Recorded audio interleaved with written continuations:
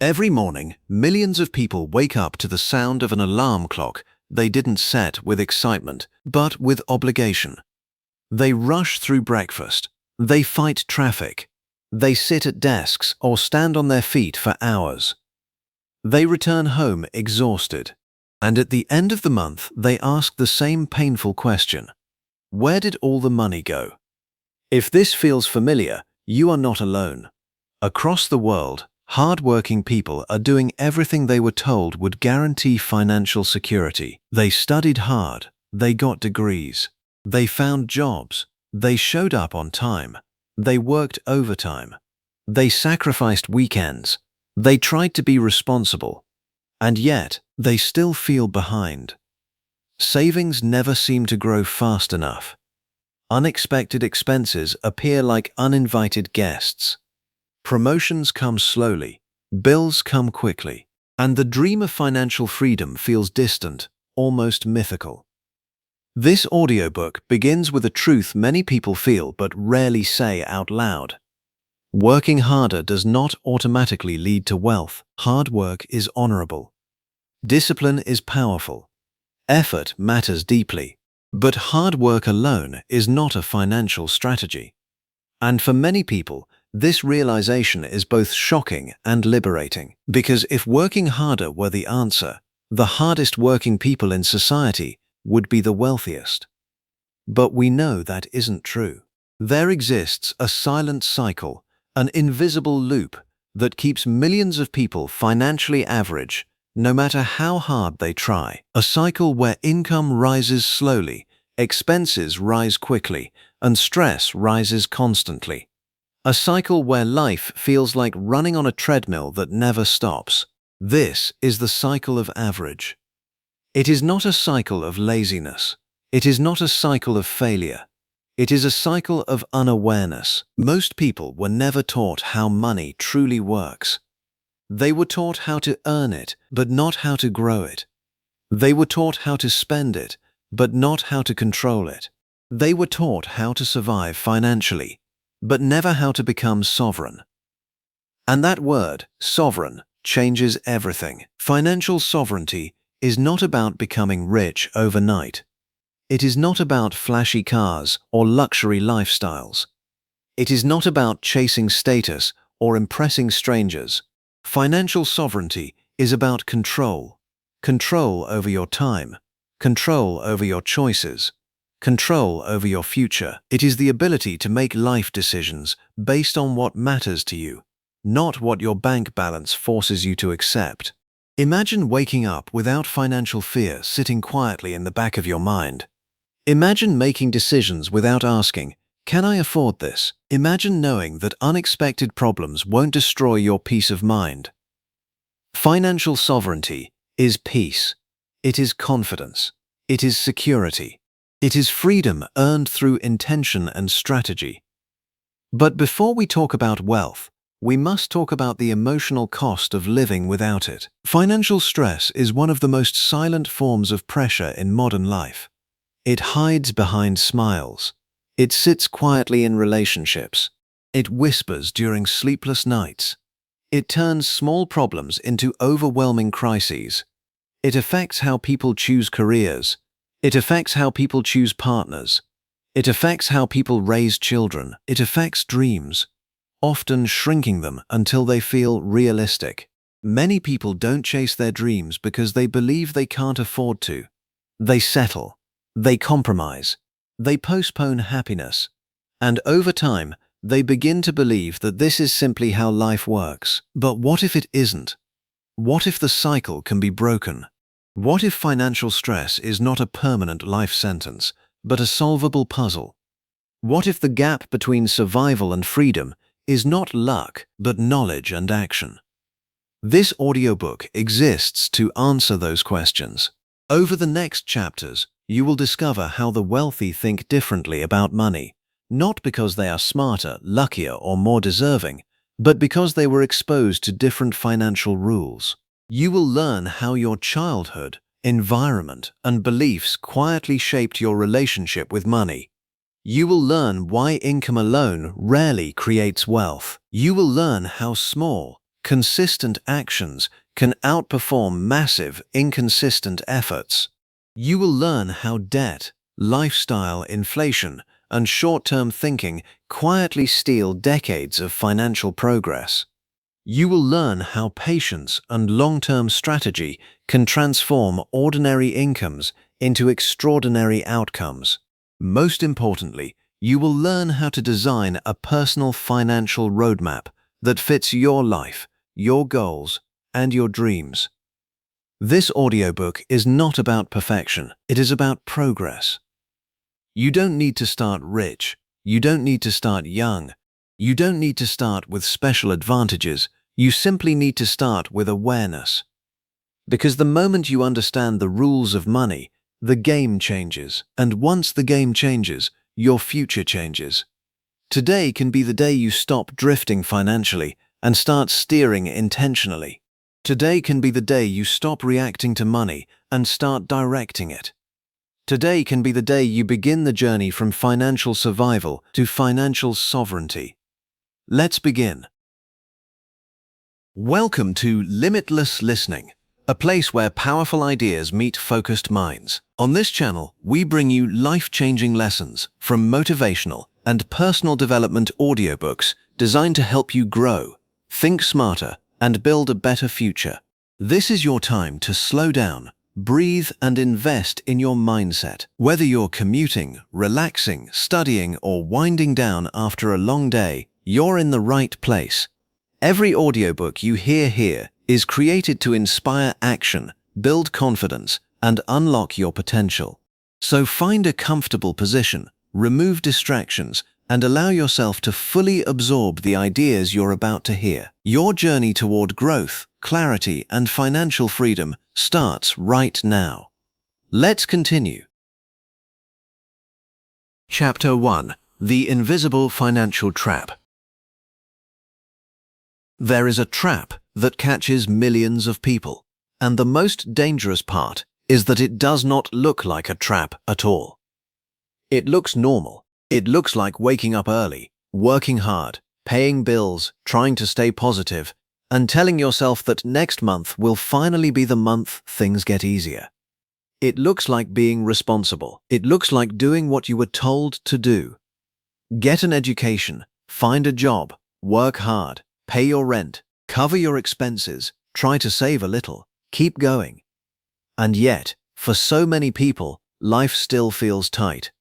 Money comes in, but it disappears just as fast. A paycheck arrives with hope and leaves with pressure. Bills line up before income even has a chance to breathe. The mind stays busy doing calculations. If I pay this today, can I delay that until Friday? If I spend on this emergency, what do I cut next week? If my car breaks down, if I get sick, if one unexpected expense shows up, how do I survive the month? This is the invisible financial trap. It is the cycle of living paycheck to paycheck, where effort is constant, but progress feels far away. It is exhausting, frustrating, and deeply emotional. It is not just a money problem. It becomes a mental burden, a source of stress, and eventually a silent attack on confidence. Because after enough time in this cycle, people stop saying, "This system is broken," and start whispering, "Maybe something is wrong with me." But let this chapter begin with the truth. There is nothing weak about you because you have struggled financially. There is nothing shameful about feeling overwhelmed by money. And there is nothing permanent about the cycle you are in. The trap may be common, but it is not unbeatable.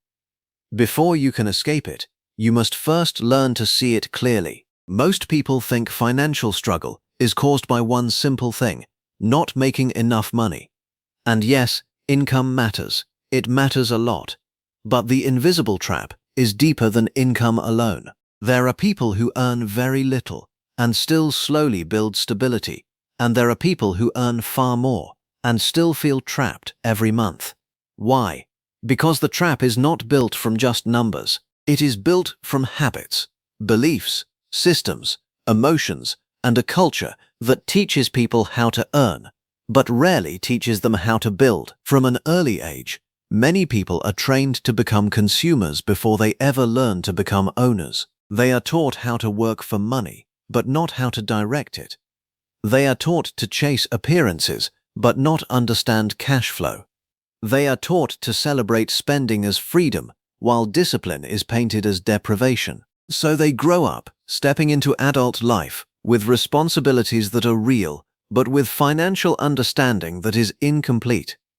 Then reality begins. The first bills arrive. Rent, food, transportation, phone, family responsibilities, debt payments, emergencies, social pressure, small comforts to survive stress. And before a person realizes it, every dollar, every tacker, every paycheck has already been assigned a destination. There is no margin, no room, no breathing space. That is how the trap tightens. At first, it feels temporary. You tell yourself, this is just a rough season. Once I get a raise, things will improve. Once I pay this off, things will calm down. Once I catch up, I will finally start saving. But for many people, that moment never seems to arrive.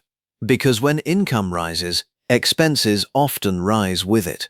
New comfort feels necessary. New status feels justified. New obligations appear. And the person who hoped extra money would create freedom discovers that more money without a new mindset often creates a bigger trap. This is one of the greatest illusions in personal finance.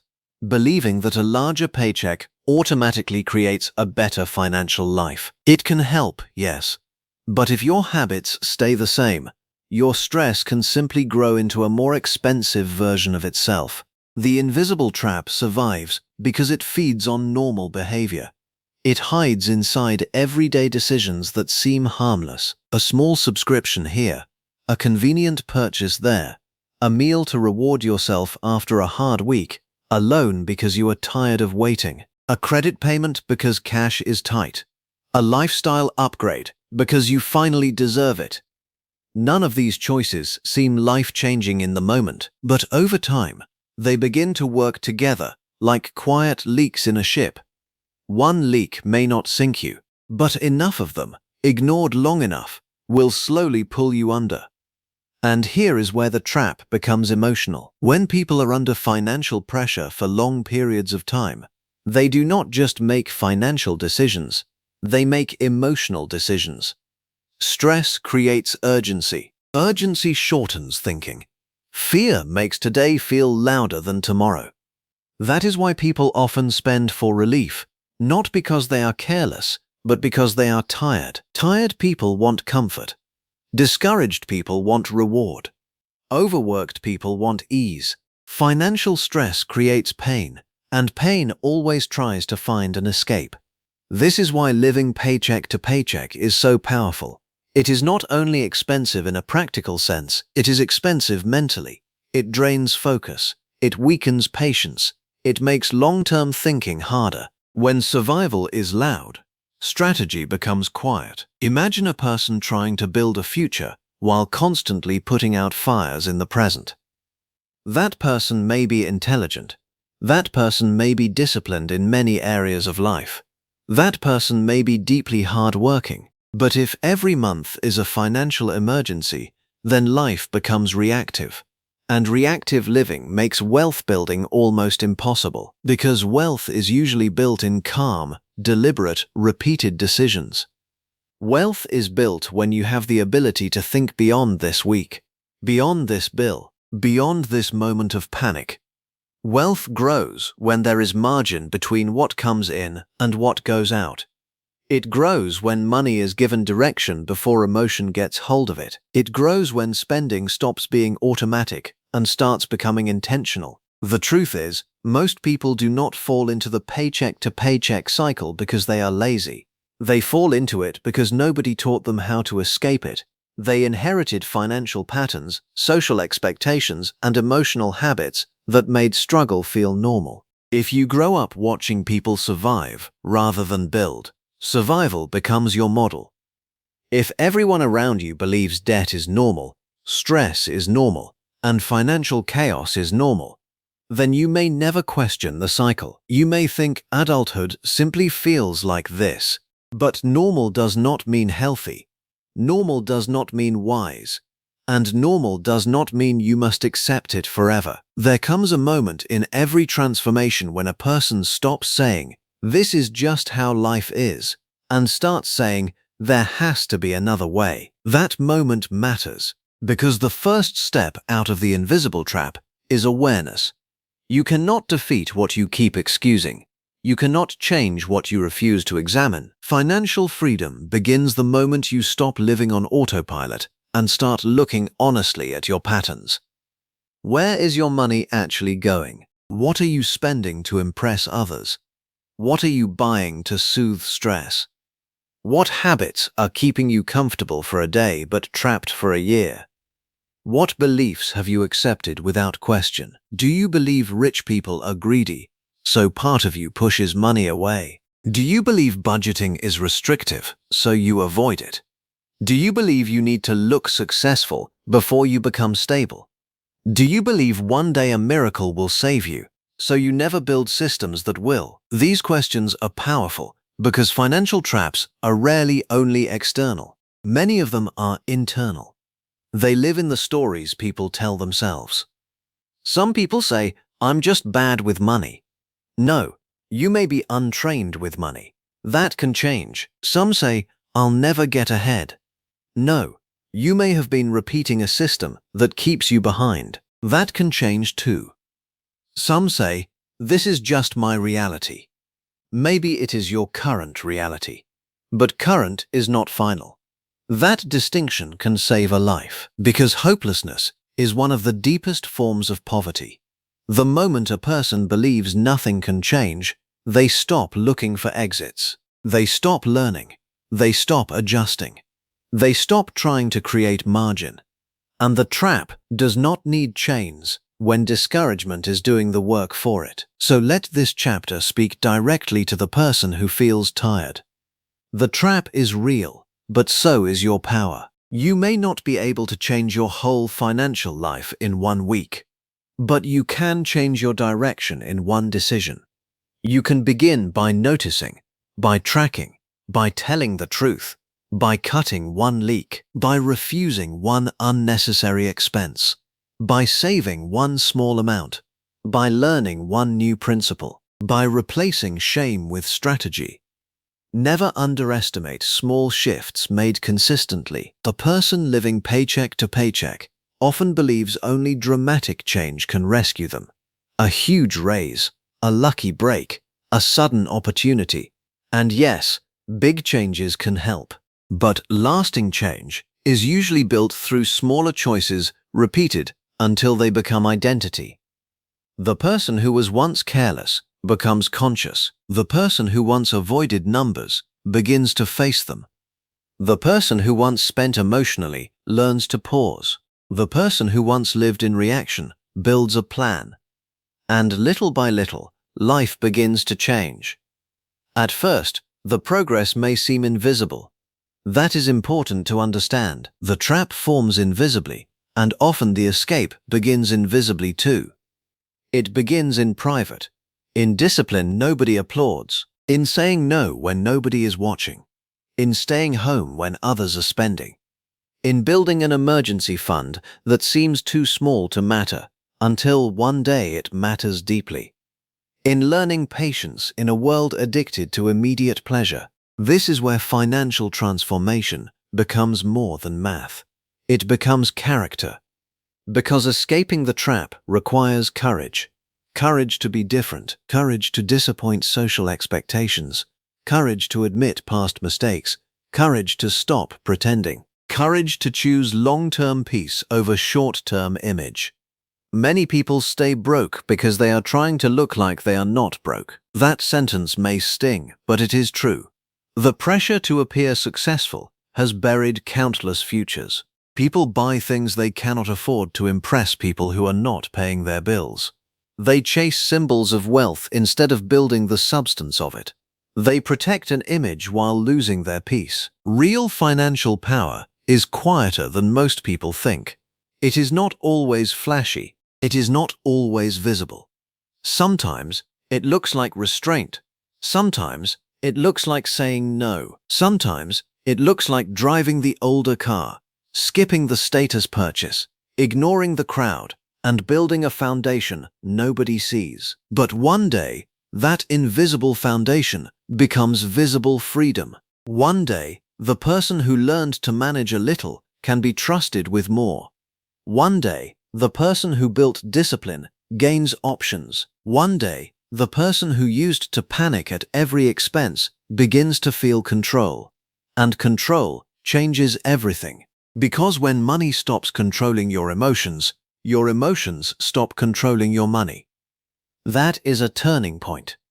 You begin to breathe differently, think differently, plan differently. You stop feeling hunted by bills and start feeling responsible for your future. You stop needing every paycheck for survival and begin using income as a tool.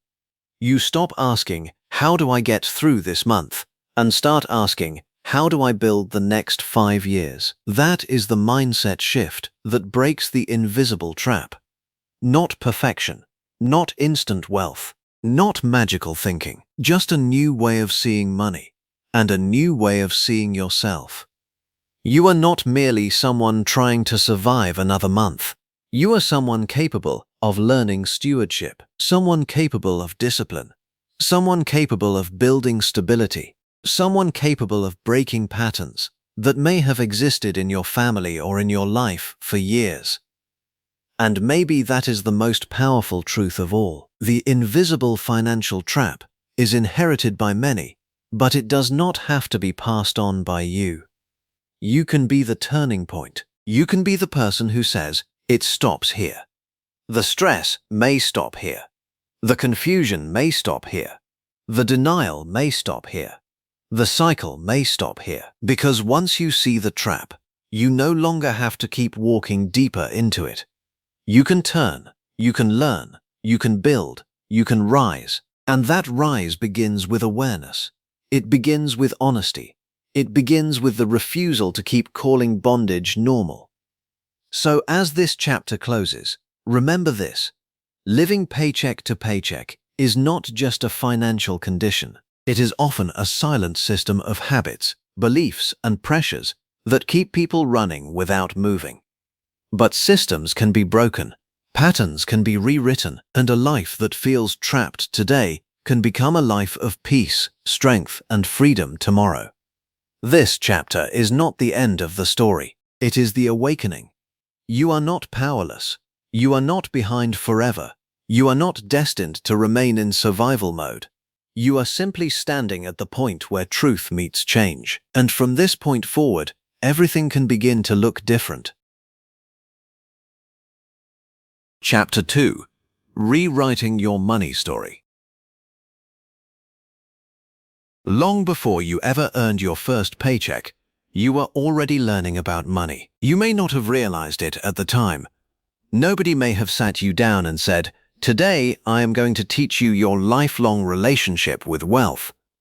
And yet, the lessons were happening anyway. They were happening at the dinner table, in moments of stress, in the arguments you overheard, in the sacrifices you watched, in the things your family said yes to, and the things they said no to. They were happening in silence and in struggle.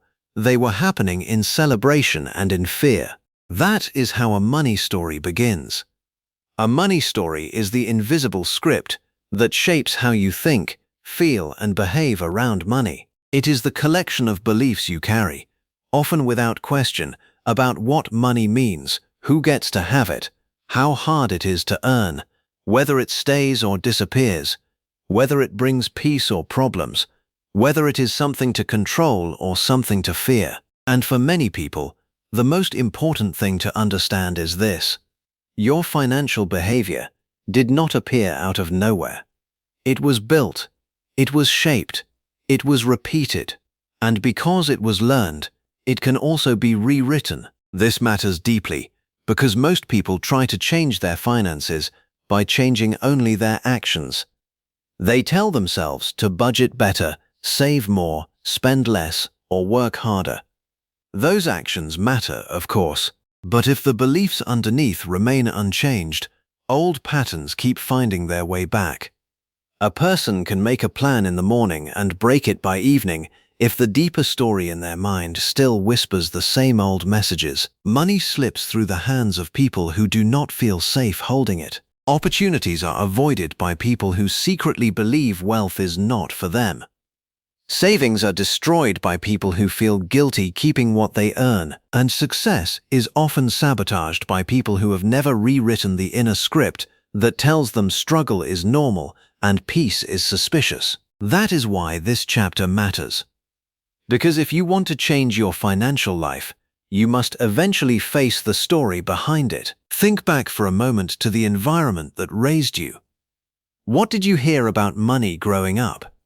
Maybe you heard things like, money doesn't grow on trees. Maybe you heard, rich people are selfish. Maybe you heard, people like us never get ahead. Maybe you watched parents work endlessly yet still remain under pressure. Maybe money always felt scarce, tense, or uncertain. Maybe bills were spoken about with fear. Maybe asking for something simple felt like adding weight to an already heavy house. Or perhaps your upbringing taught a different lesson. Maybe money was used to show love, so now spending feels emotional. Maybe success was admired, but only if it looked impressive on the outside. Maybe your family cared deeply about appearances, so financial stability became less important than financial image.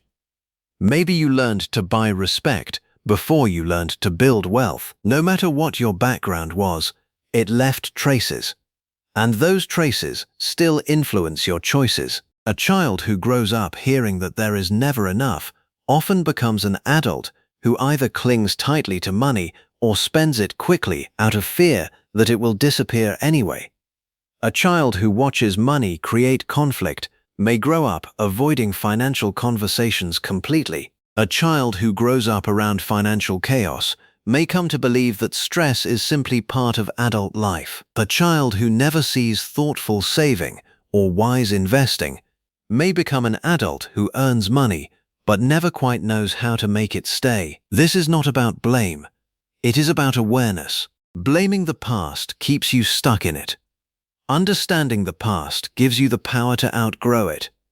Many people live their entire adult lives reacting to financial emotions that were planted years earlier. They think they are making independent choices, but in truth they are often repeating inherited patterns.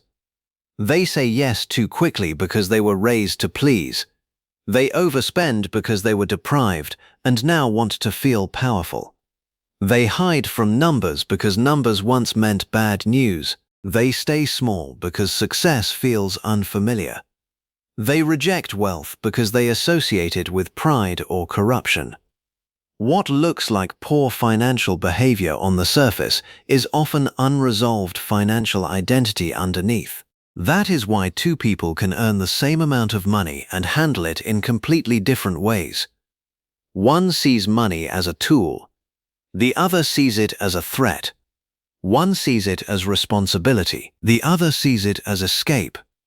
One feels calm when managing it. The other feels anxiety just opening a banking app. The numbers may be the same, but the stories are different. And stories are powerful. A story can limit a person for years without ever announcing itself. It can sound like common sense.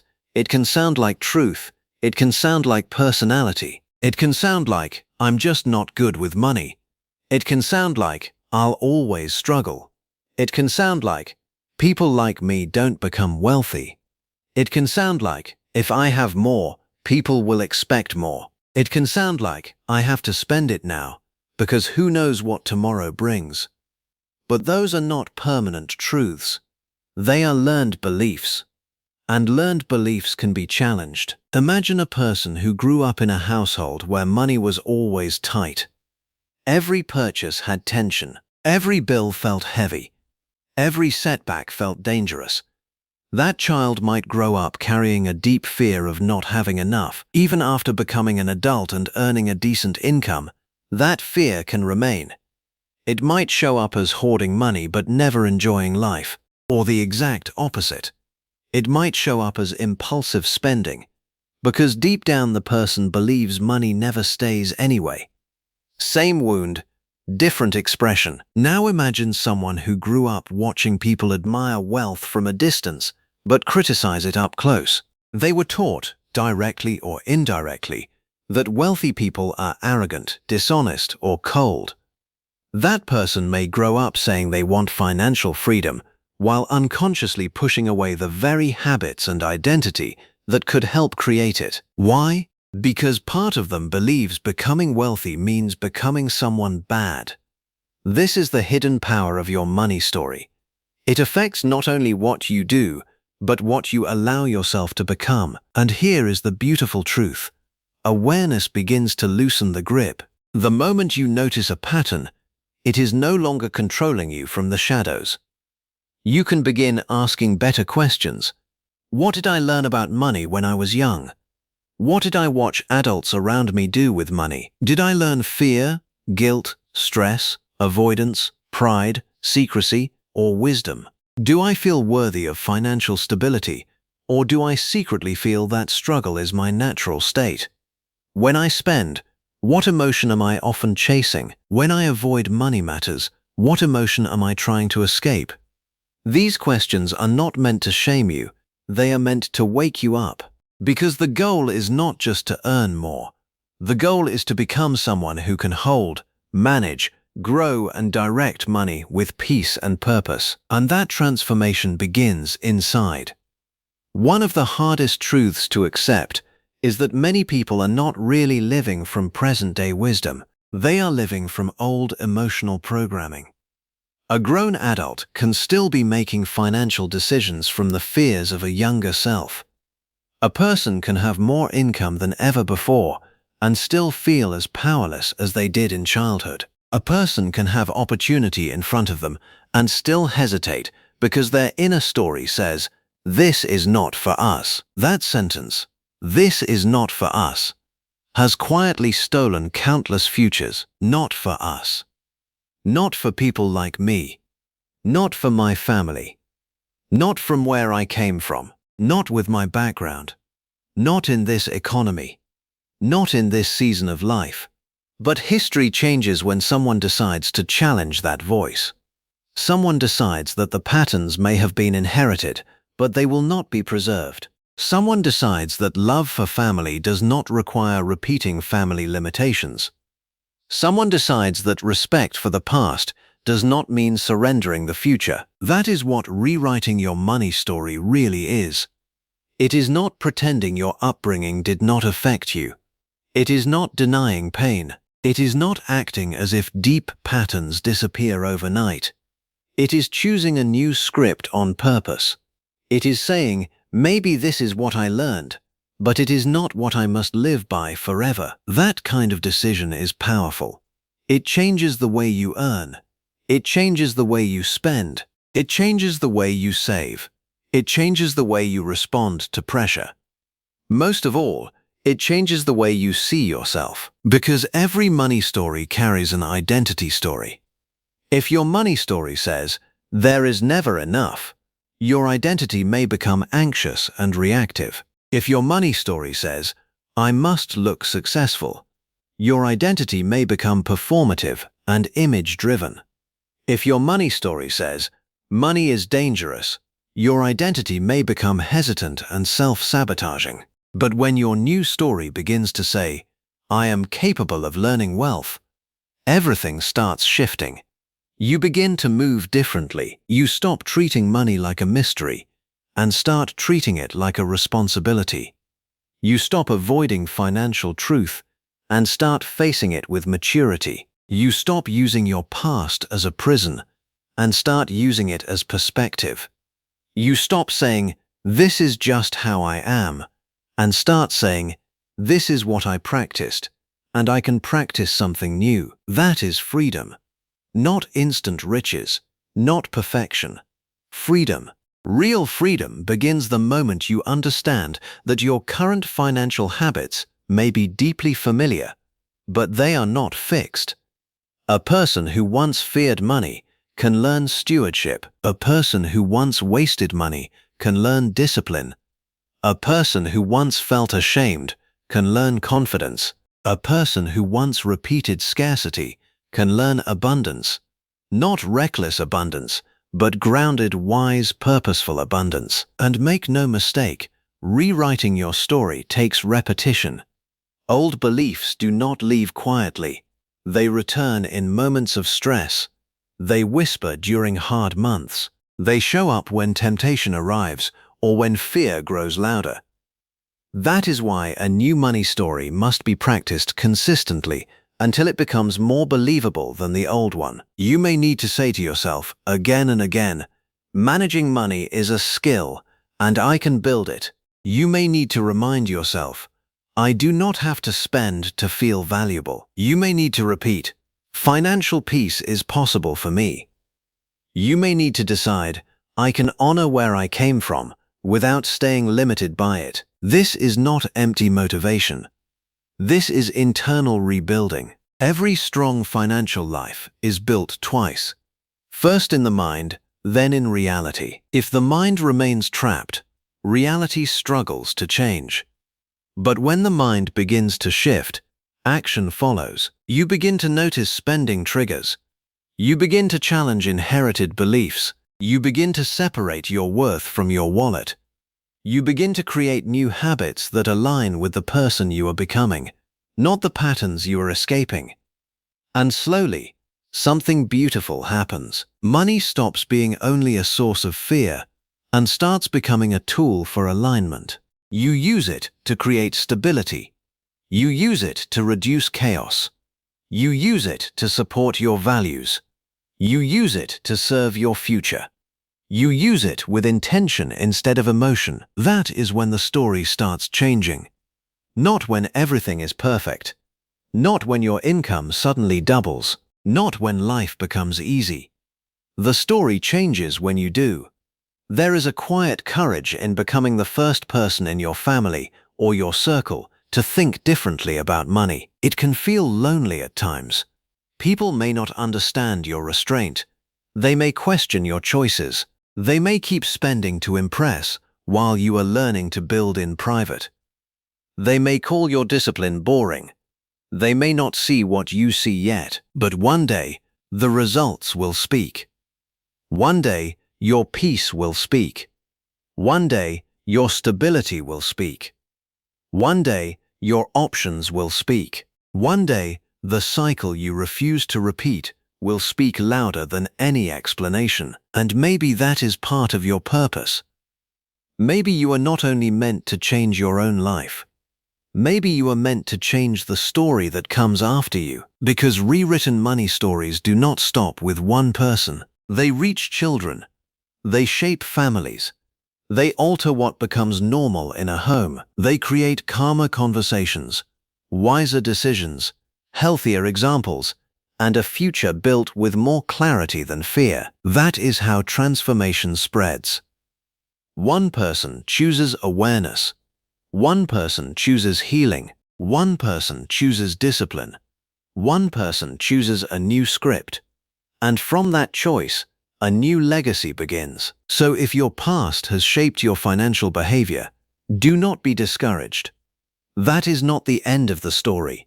It is simply the place where the story becomes visible, and what becomes visible can be changed. You are not condemned to repeat every lesson you inherited. You are not required to live forever inside beliefs that were handed to you without your permission. You are not stuck being the financial version of who you once had to be.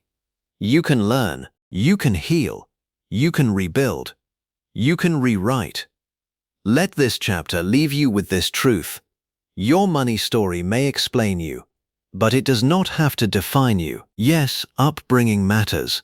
Yes, beliefs matter. Yes, past experiences matter. But your future will not be decided only by what shaped you. It will be decided by what you choose to keep, what you choose to release, and what you choose to become. That is your power. And the moment you start rewriting your money story, you are no longer just reacting to the past, you are creating a new future on purpose. Chapter 3: The wealth mindset shift.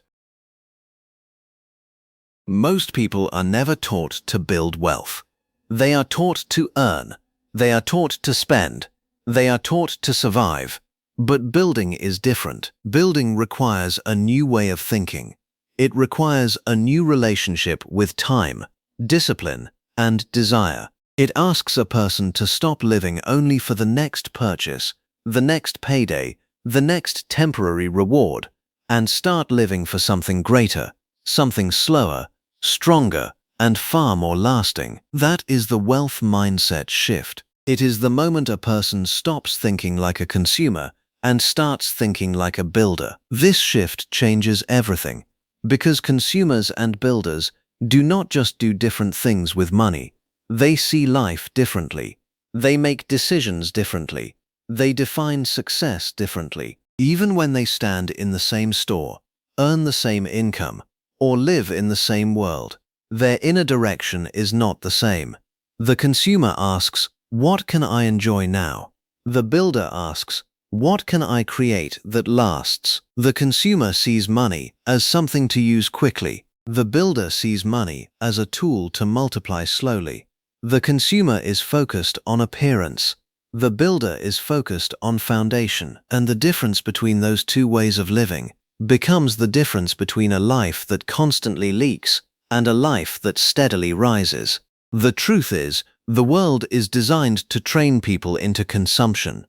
From the moment you open your phone, the messages begin. Buy this, upgrade that, you deserve more, make life easier, look more successful, own more, spend now, pay later, impress them, reward yourself, treat yourself, do not wait, do not delay, do not think too long, just want, click, spend, repeat.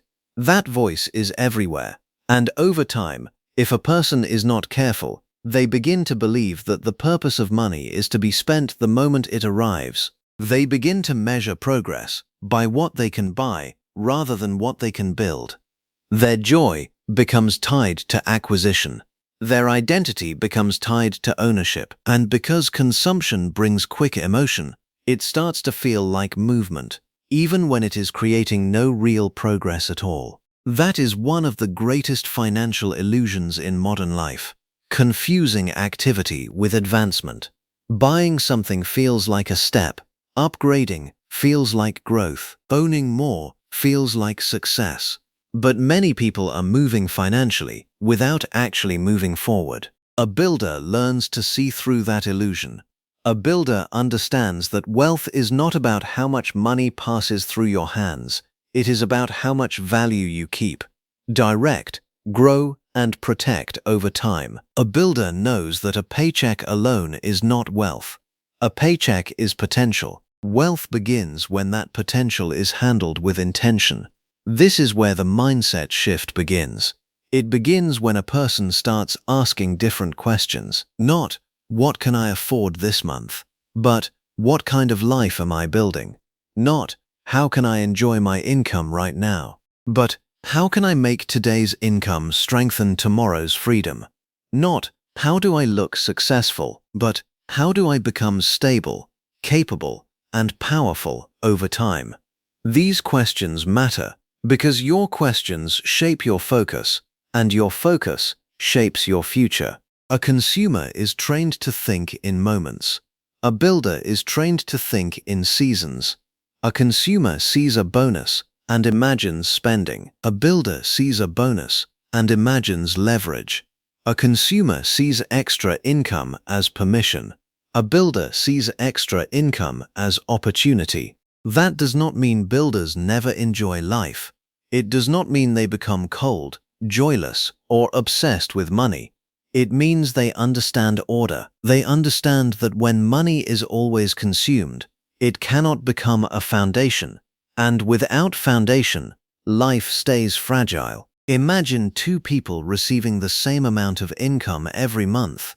One spends almost everything keeping up with desires, appearances, and temporary comforts. The other spends thoughtfully, saves intentionally, invests patiently, and thinks carefully before upgrading lifestyle. On the outside, The first person may look more impressive for a while. Better clothes, better gadgets, more visible signs of success, but underneath, pressure remains, stress remains, dependence remains. The image is expensive to maintain.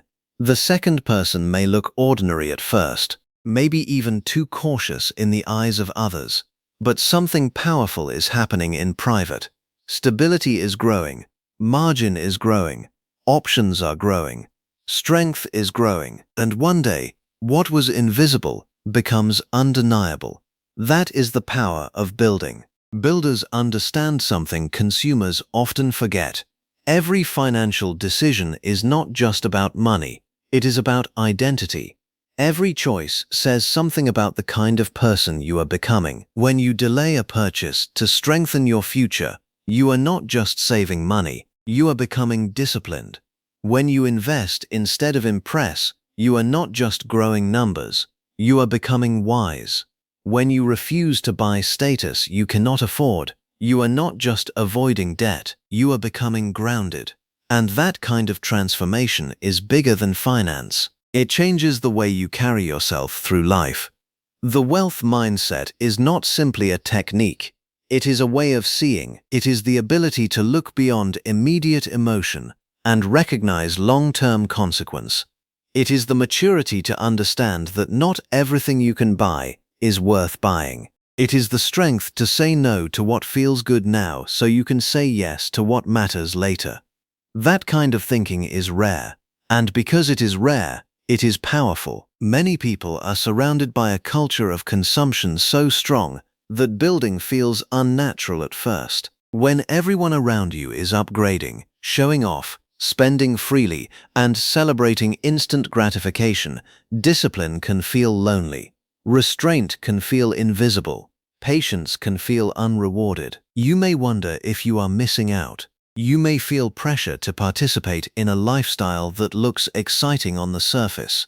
But builders learn to live without needing constant external applause. They know that some of the most important financial victories are quiet. Quiet is paying off debt while nobody notices. Quiet is building savings before anyone understands why. Quiet is refusing lifestyle inflation even when income rises. Quiet is saying no in public so you can have peace in private. Quiet is choosing long-term freedom over short-term performance. That quiet discipline is where real wealth begins. Because wealth is not built through emotional spending. It is built through intentional repetition. Small wise choices, made over and over, become financial strength. The problem is that repetition is not exciting. It is not dramatic. It does not go viral, but it works. A consumer wants visible reward now. A builder trusts invisible progress first. That difference separates people for years. The consumer says, "I've worked hard. I deserve this." The builder says, "I've worked hard. Let me make this effort count." That sentence changes everything. Because hard work alone does not guarantee progress. Many hard-working people remain trapped because everything they earn is immediately absorbed by consumption. Their labor is real, but their structure is weak. Their effort is admirable, but their mindset is untrained. They are working hard, but not building hard. And that is why this chapter matters. You do not only need income, you need architecture. You need a way of thinking that turns earnings into assets, discipline into stability, and time into leverage. Builders think about ownership. They think about what creates value beyond today. They understand that every dollar spent is a soldier that can either disappear in battle or be sent to build the kingdom. They know that money can either serve appetite or serve purpose, and the more often it serves purpose, the more powerful life becomes. This does not mean every purchase must be serious. It means every purchase should be conscious. That is the shift. A consumer often spends by default. A builder spends by decision. A consumer reacts. A builder directs. A consumer asks, "Can I buy this?" A builder asks, "Should I?" That one word, should, has saved more futures than people realize. Because affordability is not wisdom. Just because you can buy something does not mean it belongs in your life. Just because you can carry a payment does not mean you should carry the burden. Just because others are buying it does not mean it serves your purpose. Builders do not let desire make all the decisions. They let vision lead, and vision changes behavior. When you truly begin to see the life you want to build, peaceful, strong, stable, free, you start relating to money differently. You stop seeing saving as punishment and start seeing it as preparation. You stop seeing investing as complicated and start seeing it as necessary. You stop seeing budgeting as restriction and start seeing it as direction. You stop seeing wealth as fantasy and start seeing it as a structure that can be built one choice at a time. This is where hope becomes practical, because many people think wealth belongs only to those who start ahead, earn huge salaries, or get lucky breaks. But while those things can help, the deeper truth is this: wealth often begins with a mindset long before it becomes a number. A person becomes a builder internally before they become wealthy externally. They begin valuing assets over appearances. They begin choosing patience over impulse. They begin measuring success by ownership, margin, and peace, instead of image, noise, and approval. That internal change is the seed, and seeds do not look impressive when they are first planted. In fact, they often look small, insignificant, and easy to ignore. But buried inside them is a future no one can see yet. That is what a wealth mindset is. It is planting today for a harvest others may not understand until later. There may be moments when your builder mindset is tested. You may feel behind when others seem to be spending freely. You may feel tempted to celebrate income before securing your future. You may feel tired of being careful while others seem carefree. But remember this: many people look free while living in private financial pressure. Many people look successful while borrowing peace from the future. Many people look rich while remaining fragile. Builders do not envy appearances easily. They know that the real goal is not to look wealthy. The real goal is to become strong. Strong enough to handle emergencies without panic. Strong enough to make decisions without desperation. Strong enough to walk away from bad opportunities. Strong enough to rest without financial fear. Strong enough to give, grow, and live with dignity. That is wealth in its deeper form. And once you understand that, you stop chasing the symbols and start building the substance. You begin asking, what am I creating with my habits? Because that is the real question. Every repeated purchase is building something. Every repeated delay is building something. Every repeated act of discipline is building something. Every repeated act of impulse is also building something. You are always building. The only question is whether you are building freedom or building pressure. Builders take responsibility for that truth. They stop blaming every result on the outside world. They understand that while not every financial challenge is their fault, every next decision is still their responsibility. That mindset is empowering, because responsibility is not punishment. Responsibility is power. It means you still have influence. It means your future is not fully decided by your past. You can start building from where you are, not where you wish you were, not where someone else is.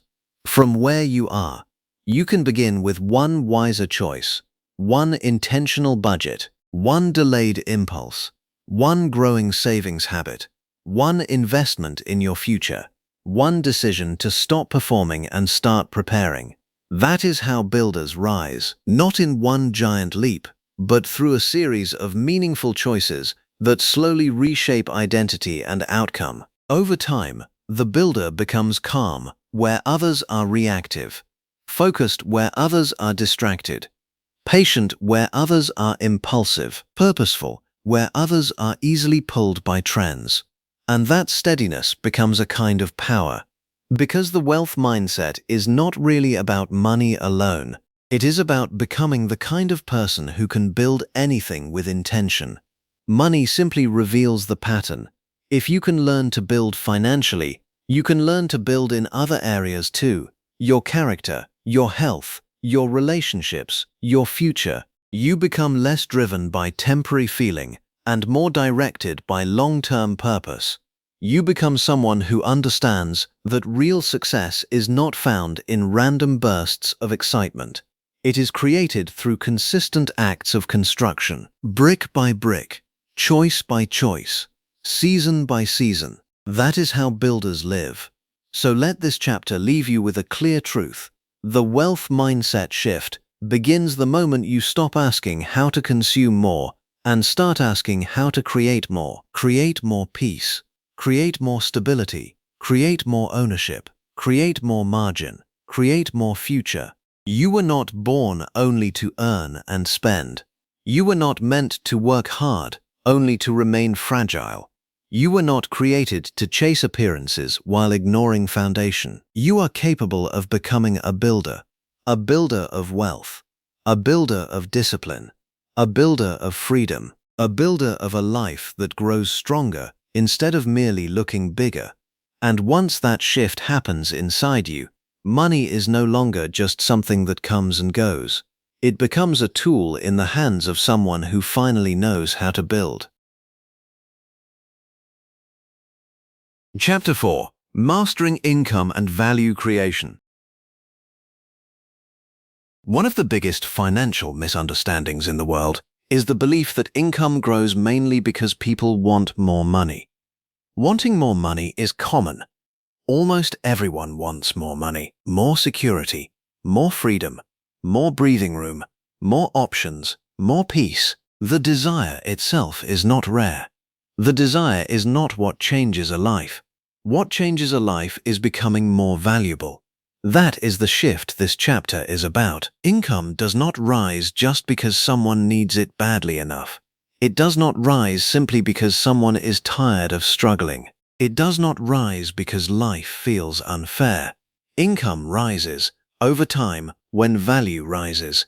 It rises when a person learns how to solve bigger problems, create better results, bring stronger skills, and become more useful in a way that others are willing to pay for. This truth is both humbling and empowering. It is humbling because it means the world does not reward wishful thinking. It does not hand out larger incomes based only on effort, emotion, or desire. But it is also empowering because it means financial growth is not random. It means money is not just about luck. It means a person can influence their future by increasing the value they bring to the world. That idea can change everything. Many people spend years focusing only on money itself. They chase the paycheck, the amount, the number. But the wiser path is to focus on the source. Focus on becoming the kind of person who creates results. Focus on learning, improving, adapting, building, and contributing. Because when you become more valuable, your income often has a reason to grow. Think about the people in any industry who consistently rise. It is not always because they are the loudest, the most connected, or the most naturally gifted. Often, it is because they have become reliable problem solvers. They know how to do something well. They know how to make things easier, better, faster, clearer, safer, or more profitable for others. They know how to take responsibility. They know how to communicate. They know how to think. They know how to create trust. And trust has value. Clarity has value. Skill has value. Leadership has value. Consistency has value. Solutions have value. This is why mastering income begins with changing the question. Instead of asking only, how can I make more money? Start asking, how can I become more valuable? That question is powerful because it moves you from frustration into growth. It takes you out of waiting mode and puts you into building mode.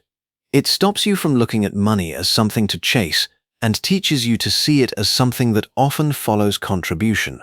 This does not mean every system is fair. It does not mean hard work is always immediately rewarded. It does not mean talent alone guarantees success. Life is more complex than that. But over the long run, one of the strongest forces in financial growth is the habit of increasing your value. A person with greater value usually has more leverage.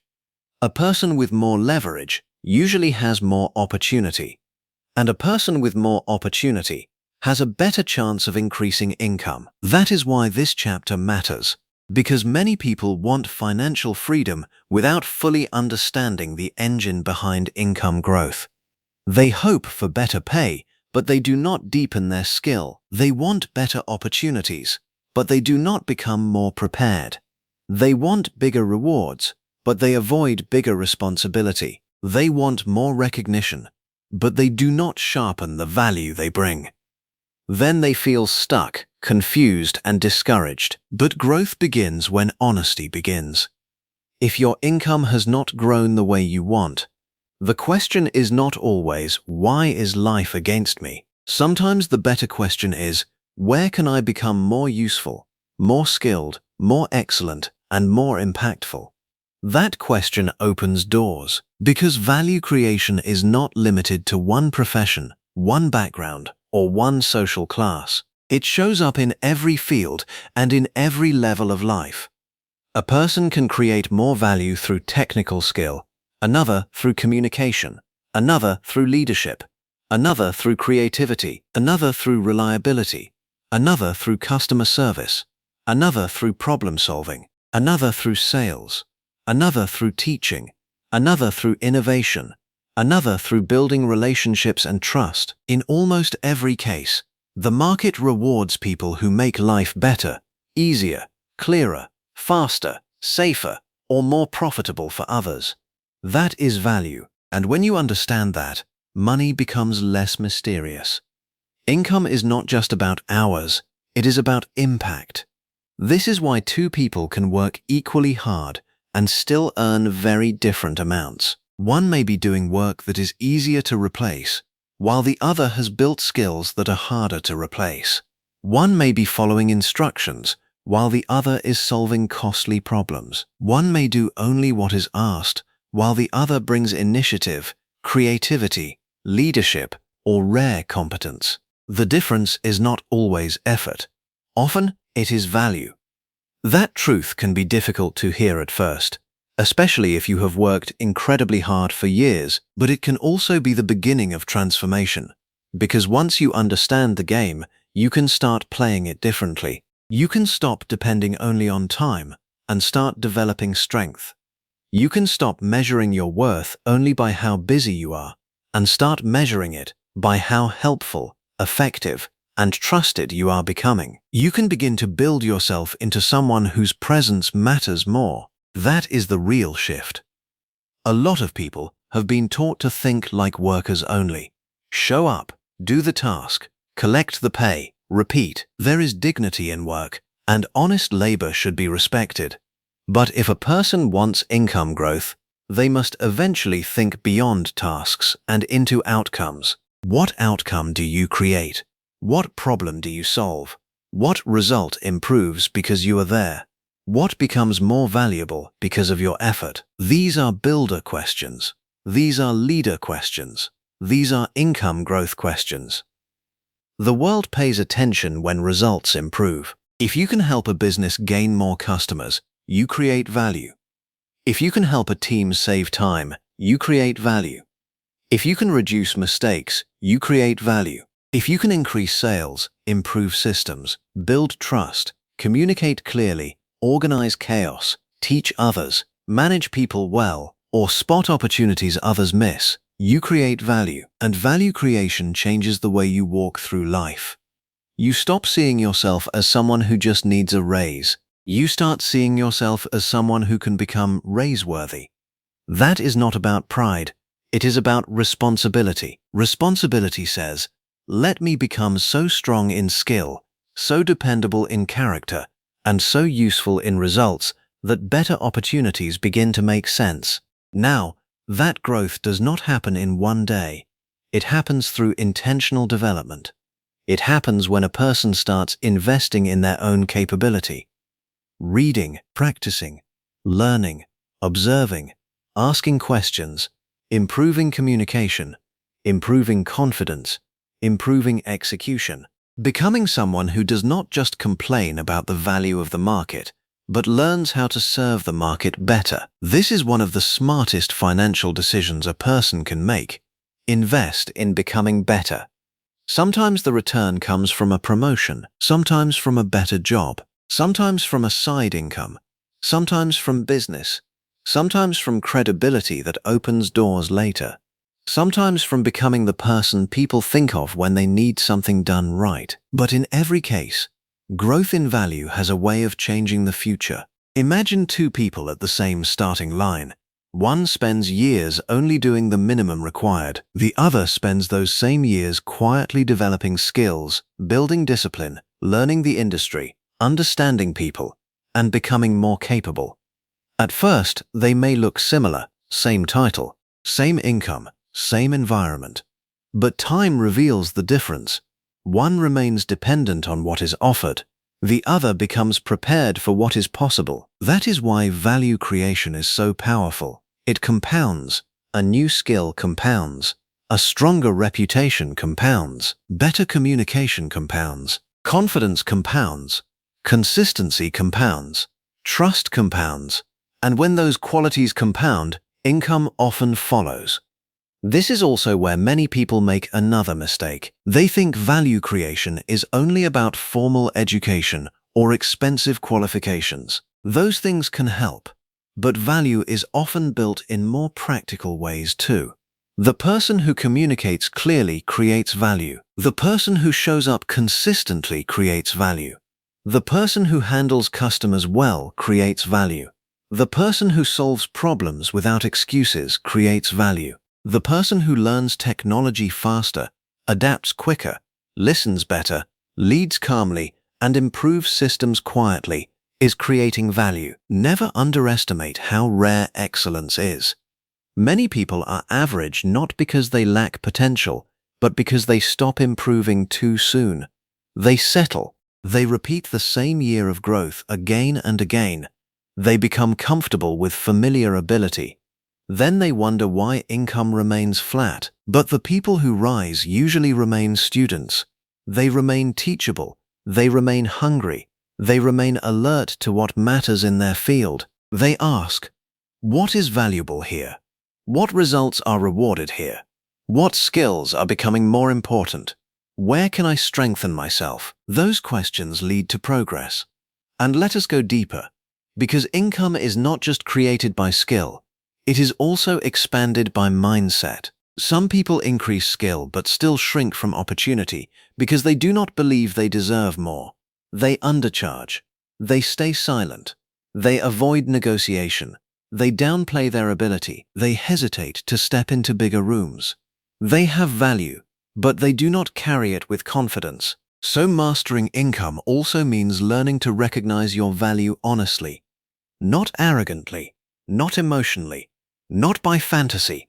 Honestly, it means knowing what you bring, knowing the results you create, knowing where you are strong and where you still need growth. It means being able to say, I solve real problems. I bring real value. I can improve further. But I do not need to shrink myself. That confidence matters, because the world often responds to how clearly you understand your own contribution. A person who knows their value speaks differently. They prepare differently. They negotiate differently. They pursue differently.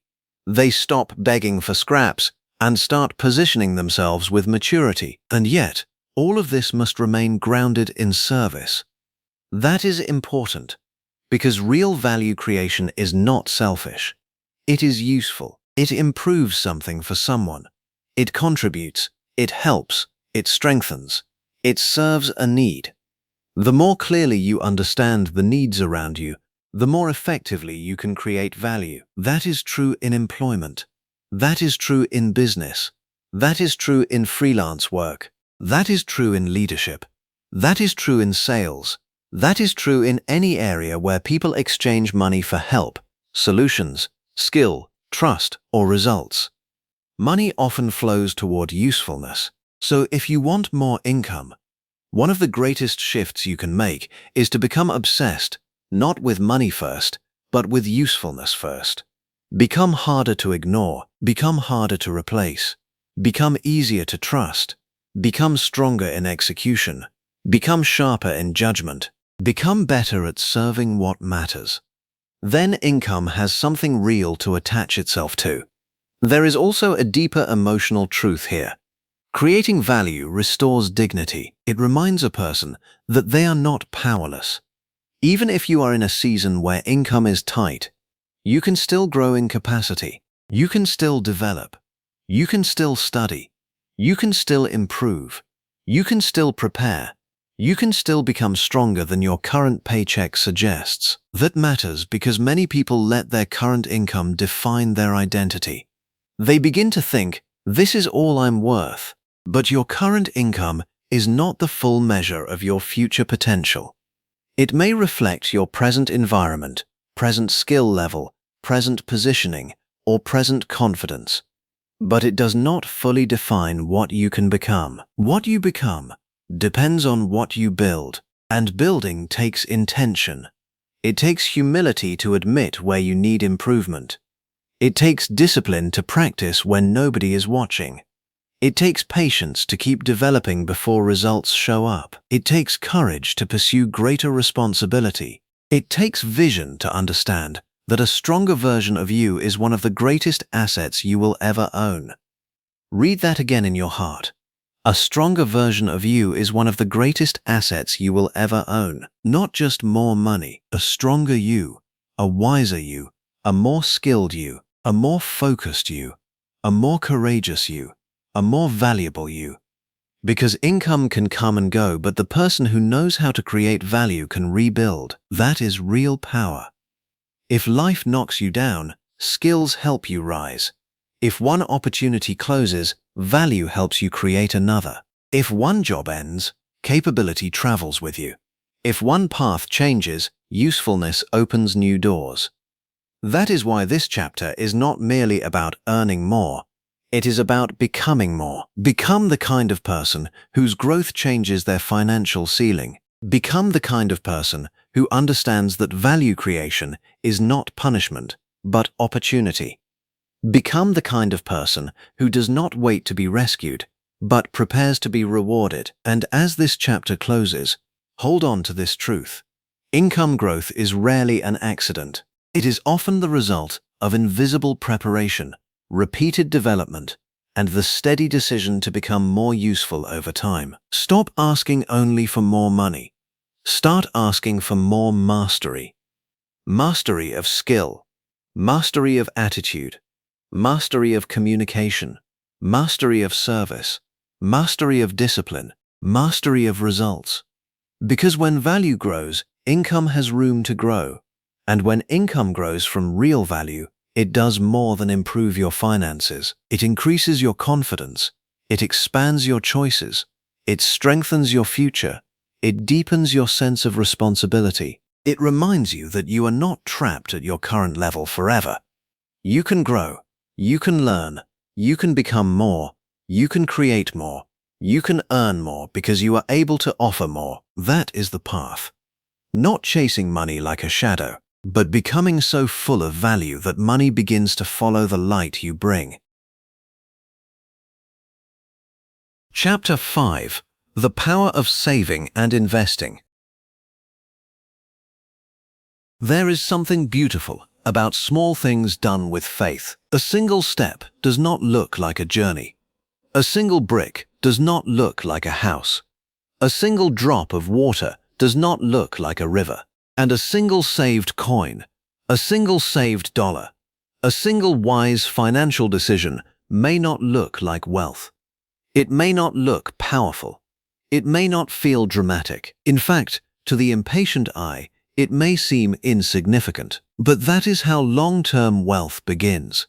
Not with noise, not with sudden glamour, not with one lucky moment. It begins quietly, through small, consistent actions repeated long enough to change a life. This is where many people misunderstand money. They think wealth is built through giant leaps rare opportunities, or some perfect moment in the future when everything finally lines up. They imagine that one day, when they earn much more, when life gets easier, when responsibilities shrink, then they will start saving, then they will start investing, then they will finally get serious about their future. But the truth is, wealth rarely begins in the future. It begins in the habits of the present. It begins when a person decides that even if the amount is small, the direction will be strong. It begins when someone stops saying, "This is too little to matter," and starts saying, "This is the beginning of something greater." It begins when discipline becomes more important than appearance, and when patience becomes more valuable than immediate pleasure. That is the power of saving and investing. Saving teaches you how to keep, investing teaches you how to grow. Together, they teach you how to build. Saving is often underestimated because it does not feel exciting. It feels slow. It feels quiet. It feels at first like the opposite of freedom. After all, the world trains people to associate freedom with spending. If you can buy what you want right now, then you are winning. If you delay pleasure, you are told you are missing out. If you hold back, you are told you are being too cautious. If you save, some people act as if you are denying yourself life. But saving is not punishment.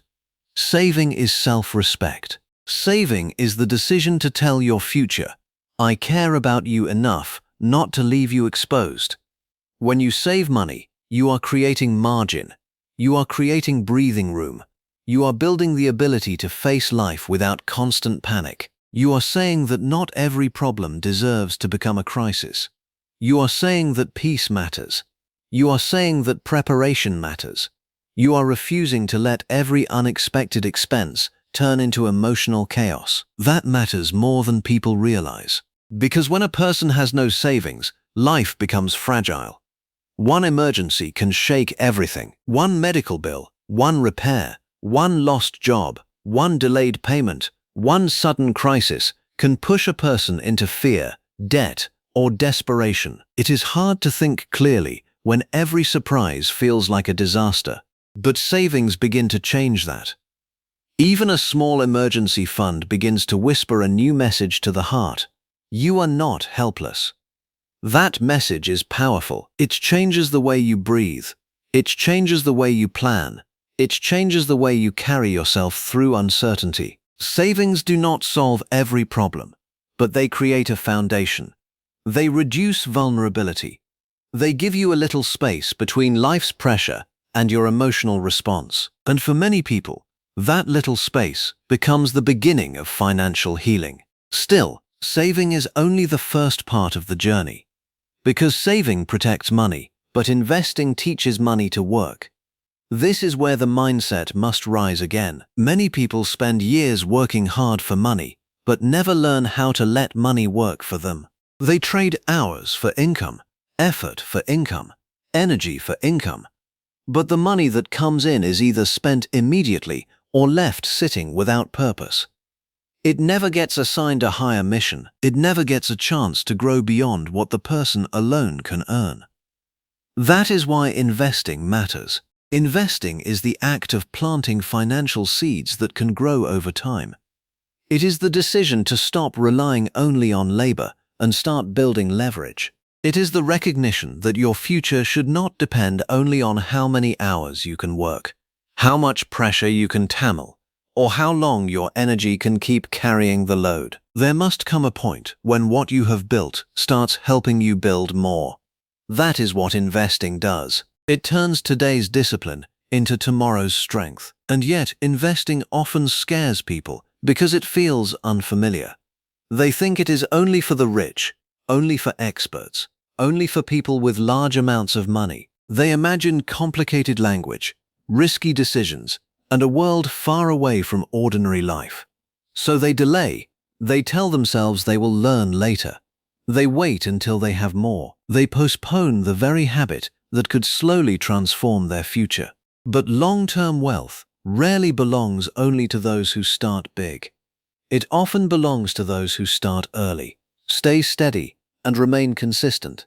That is the secret many overlook. A person who saves and invests small amounts consistently over many years can build something far stronger than someone who waits for the perfect time and never truly begins. The magic is not always in the amount. The magic is in the repetition. The power is in consistency, because consistency invites growth, and growth over time becomes something extraordinary. This is one of the most hopeful truths in personal finance. Small, faithful actions can produce massive results, not overnight, not instantly, not dramatically at first, but truly. A little saved every month becomes a habit.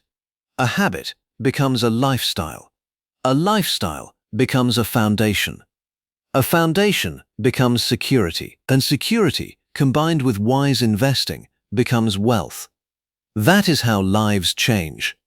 Think about a farmer planting seeds. On the first day, the field looks almost unchanged. On the second day, still nothing dramatic. On the seventh day, the impatient person might laugh and say, "What is the point?" But the wise farmer understands something deeper. Growth is happening beneath the surface before it becomes visible above the ground. Roots are forming before fruit appears. Life is developing in silence. Saving and investing work the same way. In the beginning, the results may look small. You save a little. You invest a little. You wonder if it is even enough to matter. You look at the number and it feels unimpressive. But beneath that small beginning, something powerful is taking place. You are becoming disciplined. You are becoming future-focused. You are building identity. And identity is often more important than the early numbers. Because the person who learns to save and invest a little is becoming someone who can eventually handle much more. That is why the early stage matters so much. It is not just about money, it is about training. You are training yourself to delay gratification. You are training yourself to think long-term. You are training yourself to act from wisdom instead of impulse. You are training yourself to believe that tomorrow deserves preparation today. This kind of training shapes character, and character shapes destiny. A lot of people want wealth, but they do not want the rhythm that wealth often requires. They want quick outcomes, fast returns, immediate signs that their effort is paying off. But wealth does not usually grow well in emotional soil. It grows in steady soil. It grows where patience lives. It grows where discipline shows up, even when excitement fades. It grows where a person keeps going, keeps contributing, keeps planting, and keeps trusting the process. This is why patience is one of the greatest financial strengths a person can develop. Impatience makes people spend what should be saved. Impatience makes people stop investing too soon. Impatience makes people chase shortcuts. Impatience makes people look for dramatic rewards and ignore lasting systems. But patient people build differently. They understand that long-term wealth is not supposed to feel thrilling every day. It is supposed to feel purposeful. It is supposed to feel steady. It is supposed to feel like building something that will outlast emotion, and that steadiness creates freedom. Because the goal of saving and investing is not merely to have a bigger number in an account. The deeper goal is to create options. Options change a life. Options let you respond to emergencies without breaking. Options let you make decisions without desperation. Options let you leave unhealthy environments. Options let you rest. Options let you help others. Options let you plan with confidence instead of living in constant reaction. That is real wealth. Real wealth is not just flashy spending power. Real wealth is the quiet ability to choose with peace, and peace is built through preparation. Now, it is important to say this clearly. Saving alone is not enough if fear controls it. Some people save but never grow. They hold tightly, terrified to move, terrified to learn, terrified to take wise steps forward. But the goal is not just to preserve money forever. The goal is to lead it wisely.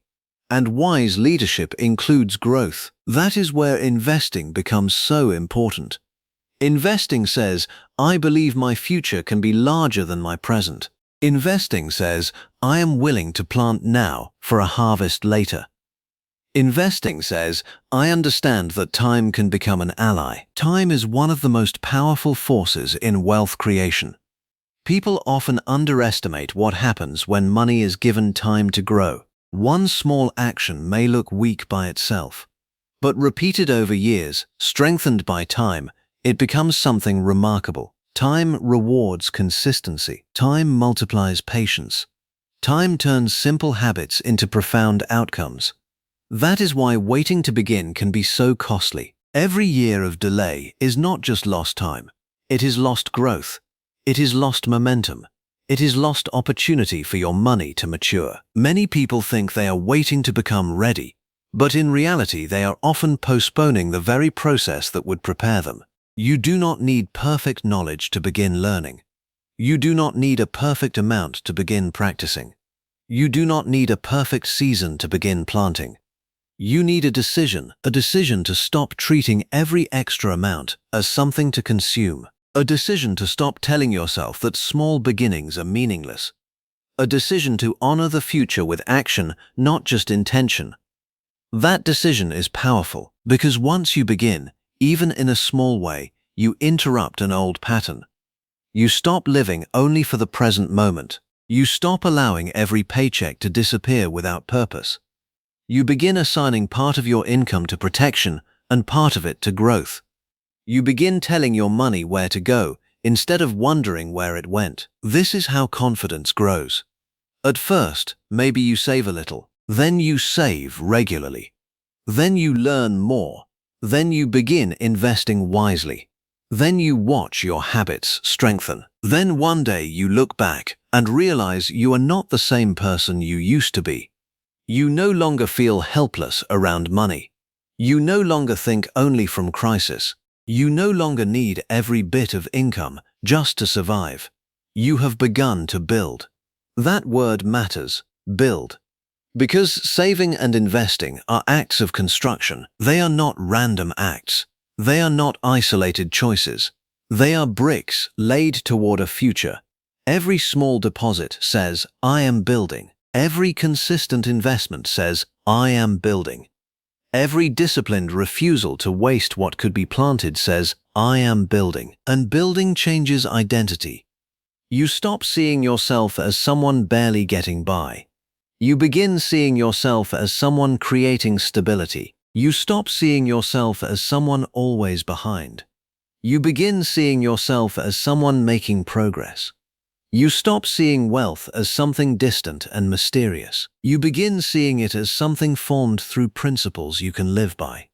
That shift is life-changing. It is also worth remembering that wealth built slowly is often wealth built strongly. Fast money can disappear fast.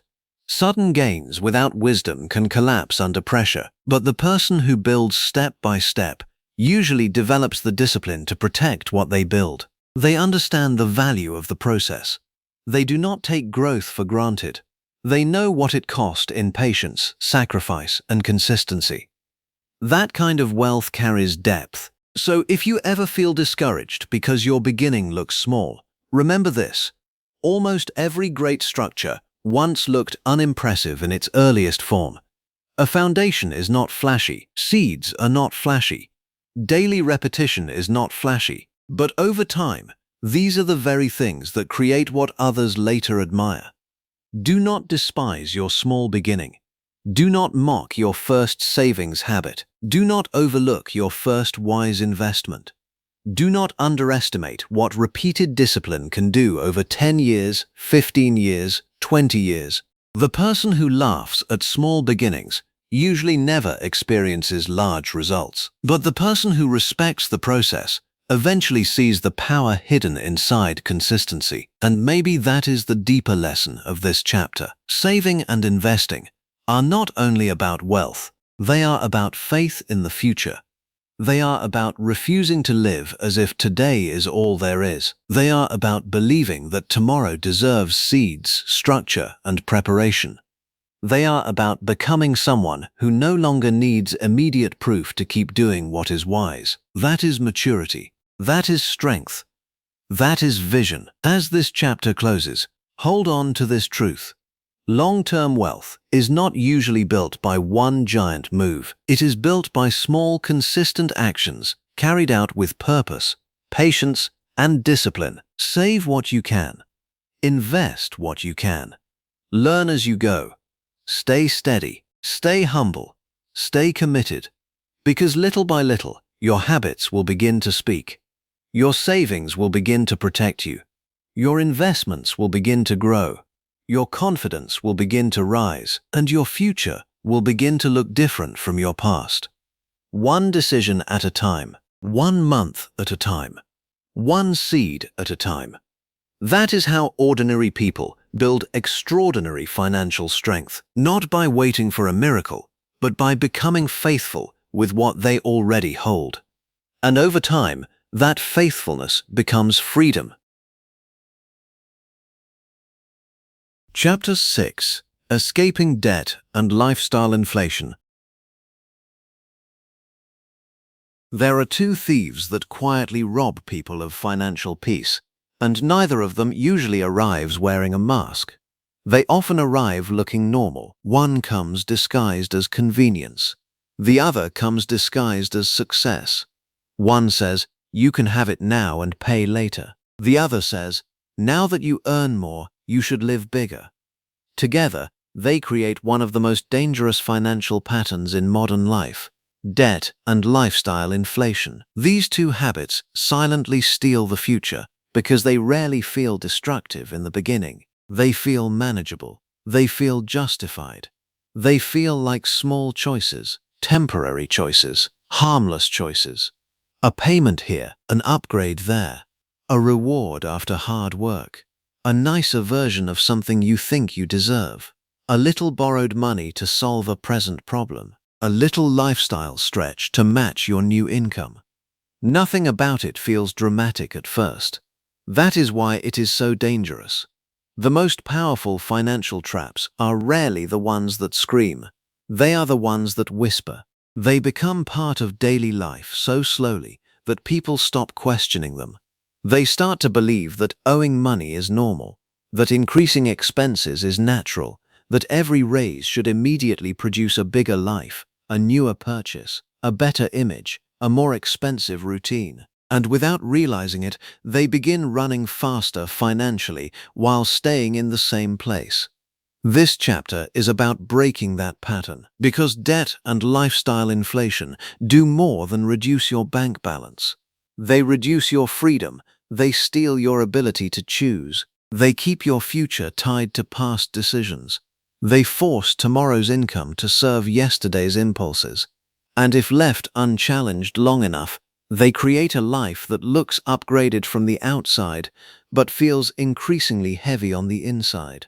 Debt has a way of making today feel easier while making tomorrow feel more crowded. That is its promise and its price. It promises relief in the present. It promises access. It promises speed. It tells you that waiting is unnecessary and that desire should not have to be delayed. It offers immediate satisfaction in exchange for future obligation. And for a moment, that can feel empowering. You get the thing. You solve the problem. You enjoy the purchase. You move forward. But then the bill remains. And the payment remains. And the pressure remains. And the future becomes smaller because a piece of it has already been promised away. This is the quiet weight of debt. It keeps taking from income that has not even arrived yet. It turns future effort into repayment. It forces you to keep earning not only for what you need now, but for what you already consumed. In that way, debt can become a form of financial time travel in reverse. You borrow comfort from tomorrow and send tomorrow the burden. Now, not all debt is identical. Life can be complex. Emergencies happen. Some people enter debt not through irresponsibility, but through hardship, survival, medical crises, family pressure, or limited options. That truth deserves compassion. This chapter is not about shaming anyone who has ever struggled with debt. It is about understanding the deeper habits and mindsets that keep debt alive long after the original reason has passed. Because beyond the numbers, debt often feeds on emotion. It feeds on impatience. It feeds on insecurity. It feeds on comparison. It feeds on the desire to look stable before becoming stable. It feeds on the belief that immediate relief is always worth long-term cost. And those patterns matter. A person may say they want financial freedom, but if they keep using debt to maintain a lifestyle, soothe emotions, or avoid discomfort, then their habits are working against their hope. That is the painful truth. Many people are not only paying for things, they are paying for patterns. They are paying for the habit of wanting too quickly. They are paying for the pressure to keep up. They are paying for the fear of saying no. They are paying for years of confusing access with affordability. There is a huge difference between being able to buy something and being able to afford it. Being able to buy something means someone is willing to let you have it. Being able to afford it means the purchase strengthens your life instead of weakening it. That difference can save a future, because many people are living inside lifestyles they can access but cannot truly sustain. Their income covers the payments, but not the peace. Their salary supports the image, but not the margin. Their earnings keep the machine moving, but only as long as nothing goes wrong. And life always has a way of testing structures that are built too tightly. That is where lifestyle inflation enters the story. Lifestyle inflation is what happens when every increase in income is immediately absorbed by increased spending. You earn more, so you spend more. You get a raise, so your standards rise instantly. You make progress professionally. And before that progress can become stability, it becomes consumption. A nicer phone, a better apartment, more eating out, more subscriptions, better clothes, more comfort, more convenience, more image, more deserved spending. Soon, the person who once thought a higher income would solve everything discovers something surprising. They still feel financially tight. This is one of the strangest traps in personal finance. Income rises, but freedom does not. Outward life improves, but internal pressure remains. The numbers get bigger, but so do the obligations. The person feels more successful, but not more secure. Why? Because wealth is not created only by earning more.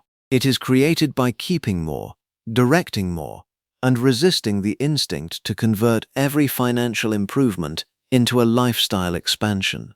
That instinct is powerful because lifestyle inflation feels so reasonable. After all, have you not worked hard? Have you not sacrificed? Do you not deserve something better? Yes, you do deserve improvement. But improvement and expansion are not always the same thing. Sometimes the most powerful improvement is not living bigger, it is living freer. Freedom is being able to breathe when an emergency comes. Freedom is having margin. Freedom is not needing every paycheck to protect a lifestyle that expanded too quickly. Freedom is not being trapped by your own upgrades. That kind of freedom requires restraint, and restraint is difficult in a world that constantly rewards visible growth. Society celebrates what can be seen: the nicer purchase, the bigger house, the better car, the upgraded routine. But many of the greatest financial victories are invisible. Paying down debt is invisible. Refusing unnecessary upgrades is invisible. Building cash reserves is invisible. Living below your means is invisible. And because these victories are quiet, many people overlook them. They chase visible success while sacrificing invisible strength. But invisible strength is what holds life together. A person with a modest lifestyle and low debt may have more real power than someone with higher income and constant obligations. Why? Because obligations reduce options, payments reduce flexibility, debt reduces breathing room, and breathing room matters more than appearances ever will. You feel it in stress.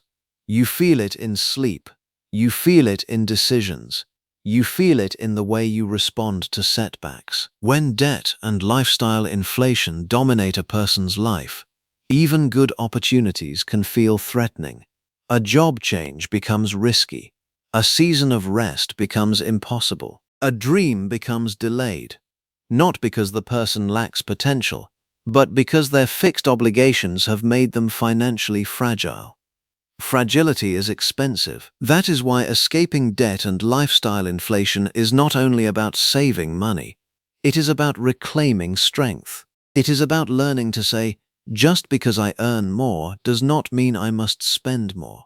That sentence has the power to transform a life. Because the moment income grows, you stand at a crossroads. One path leads to increased consumption. The other leads to increased capacity. One says, expand the lifestyle. The other says, expand the future. Most people choose the first because it feels rewarding now. Builders choose the second because it becomes rewarding later in a much deeper way.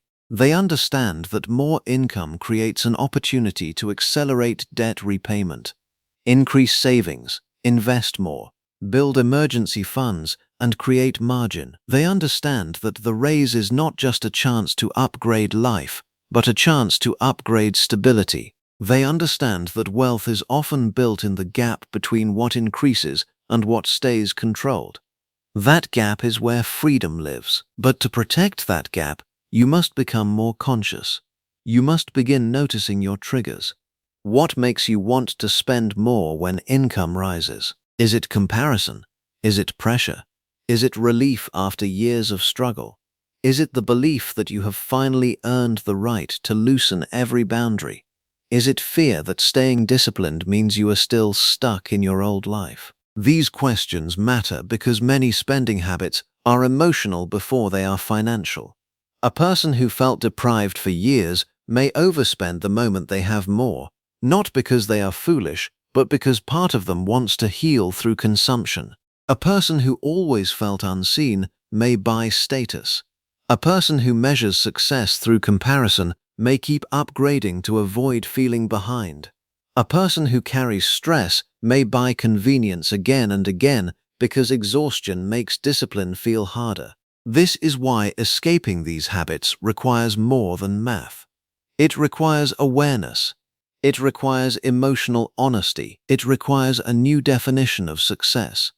Success is not having more bills with nicer labels. Success is having more control. Success is not impressing people. Success is being unshaken by ordinary life. Success is not constantly upgrading your image. Success is quietly strengthening your foundation until life no longer feels so fragile. To escape debt, a person must first stop normalizing it. That does not mean panic, it means clarity. It means looking at the truth without flinching. What do you owe? Why do you owe it? What habits kept it growing? What emotional patterns fed it? What would your life feel like if those payments were gone? What could you build if that money came back into your control each month? Those are powerful questions, because debt survives when it stays vague. It grows in avoidance. It becomes heavier when people keep it hidden from themselves. But when you face it directly, it loses some of its power. Numbers can be intimidating, but they are also clarifying, and clarity is where strategy begins. Then comes the deeper work, changing the habits that created the pattern. That may mean delaying purchases. That may mean saying no more often. That may mean living below your income even when your ego wants more. That may mean refusing to celebrate progress by immediately spending it. That may mean learning that discomfort is not an emergency. That last lesson is especially important. Many people spend to escape discomfort. Boredom becomes shopping. Stress becomes ordering food. Insecurity becomes upgrading. Frustration becomes reward spending. But not every uncomfortable feeling needs a financial response. Sometimes growth means sitting with the feeling instead of spending through it. Sometimes maturity means letting desire pass without obeying it. That is how financial strength is built, not by never wanting, but by not being ruled by wanting. The same is true for lifestyle inflation. The cure is not misery. The cure is intention. There is nothing wrong with enjoying improvement.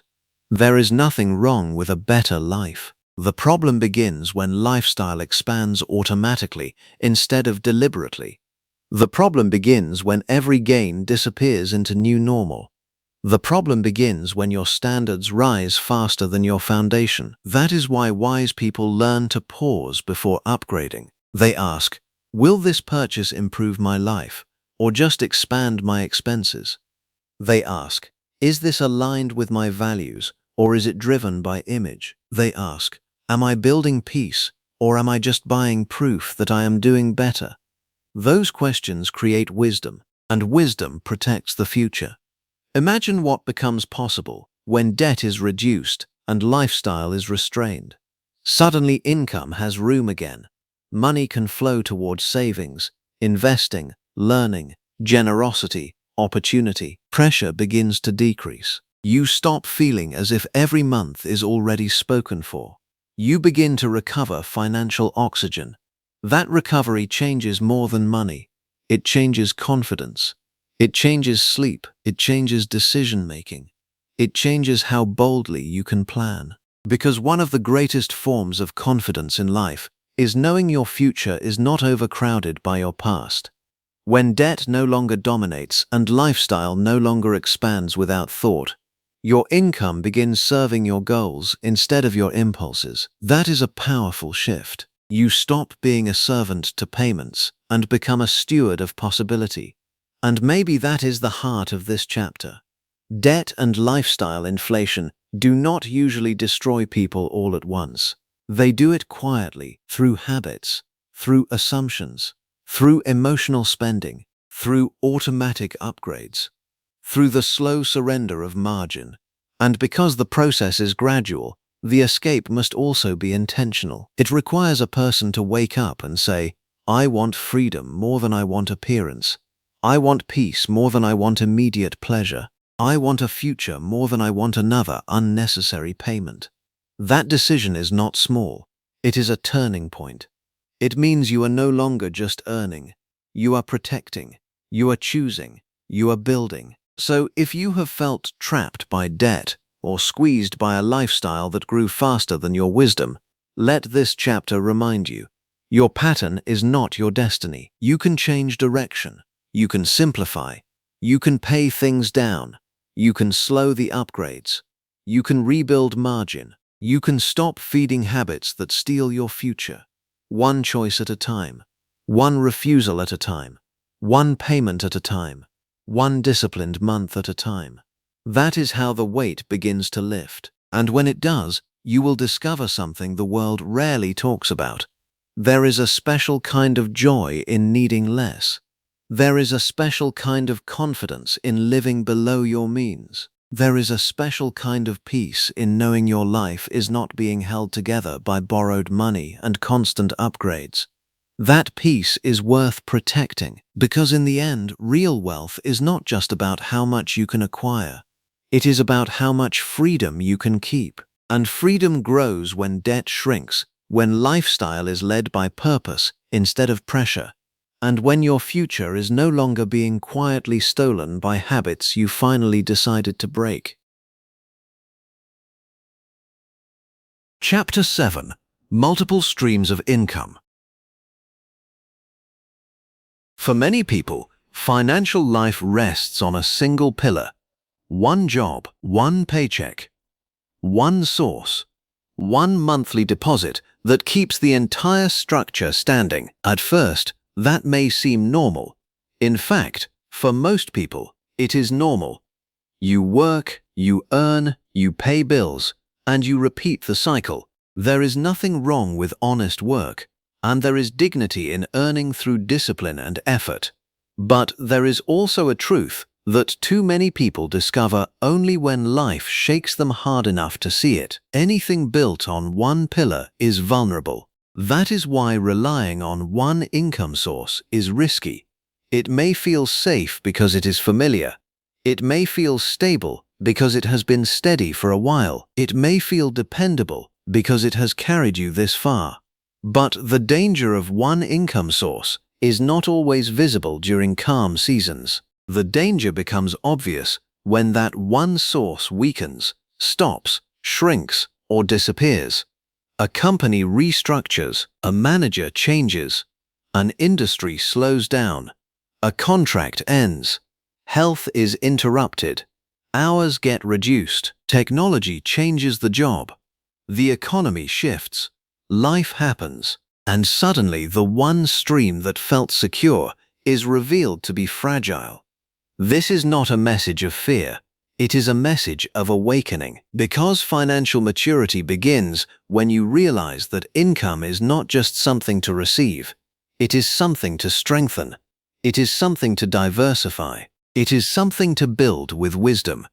The goal is not to live in anxiety, wondering when your primary income might fail. The goal is to live with foresight, asking how to create more stability than one source alone can provide. That is where multiple streams of income become powerful. They do more than increase earnings. They increase resilience. One stream may feed your present, but multiple streams begin to protect your future. They create options. They create backup.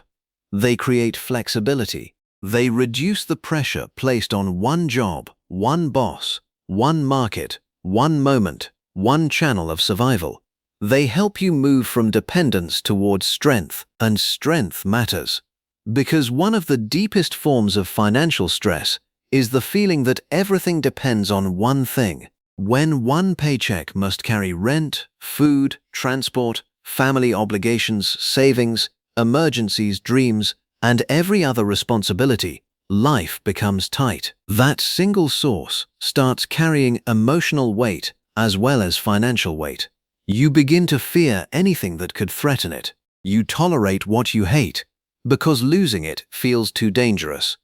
You postpone your growth because your survival feels too concentrated in one place. That is a heavy way to live, and while not everyone can build multiple streams overnight, everyone can begin thinking differently about income. That is the first shift. Most people are taught to think of income as a job. Builders learn to think of income as a system. A job is one stream. A system is a structure. A structure can include earned income, side income, skill-based income, investment income, business income, commission income, digital income, rental income, project income, and opportunities that grow from value you create over time. Not every person will build the same kind of system. Not every stream will be large at first. But the mindset matters deeply. Do not let your entire future hang from one branch if you can begin planting others. Think of a tree in a storm. A weak tree with shallow roots and little structure is easy to shake, but a stronger tree with deeper roots and wider support can handle more wind. Financial life works the same way. The more wisely rooted your income becomes, the less exposed you are to one disruption. This chapter is not about greed. It is not about becoming obsessed with money. It is not about chasing hustle just for the sake of noise. It is about creating security through wisdom. Too many people hear the phrase, multiple streams of income, and immediately imagine exhaustion. They imagine never resting, always working, always chasing side projects, always doing more. But that is not the real lesson. The real lesson is not that you must become frantic. It is that you must become intentional. There is a difference. Frantic people chase everything. Intentional people build carefully. Frantic people want quick money. Intentional people want durable strength. Frantic people collect distractions. Intentional people create aligned income. The goal is not to fill your life with random work. The goal is to build additional channels that increase stability and reduce risk. One extra stream, even a small one, can begin changing the emotional pressure of life. One stream can cover a bill. One stream can grow savings. One stream can fund investing.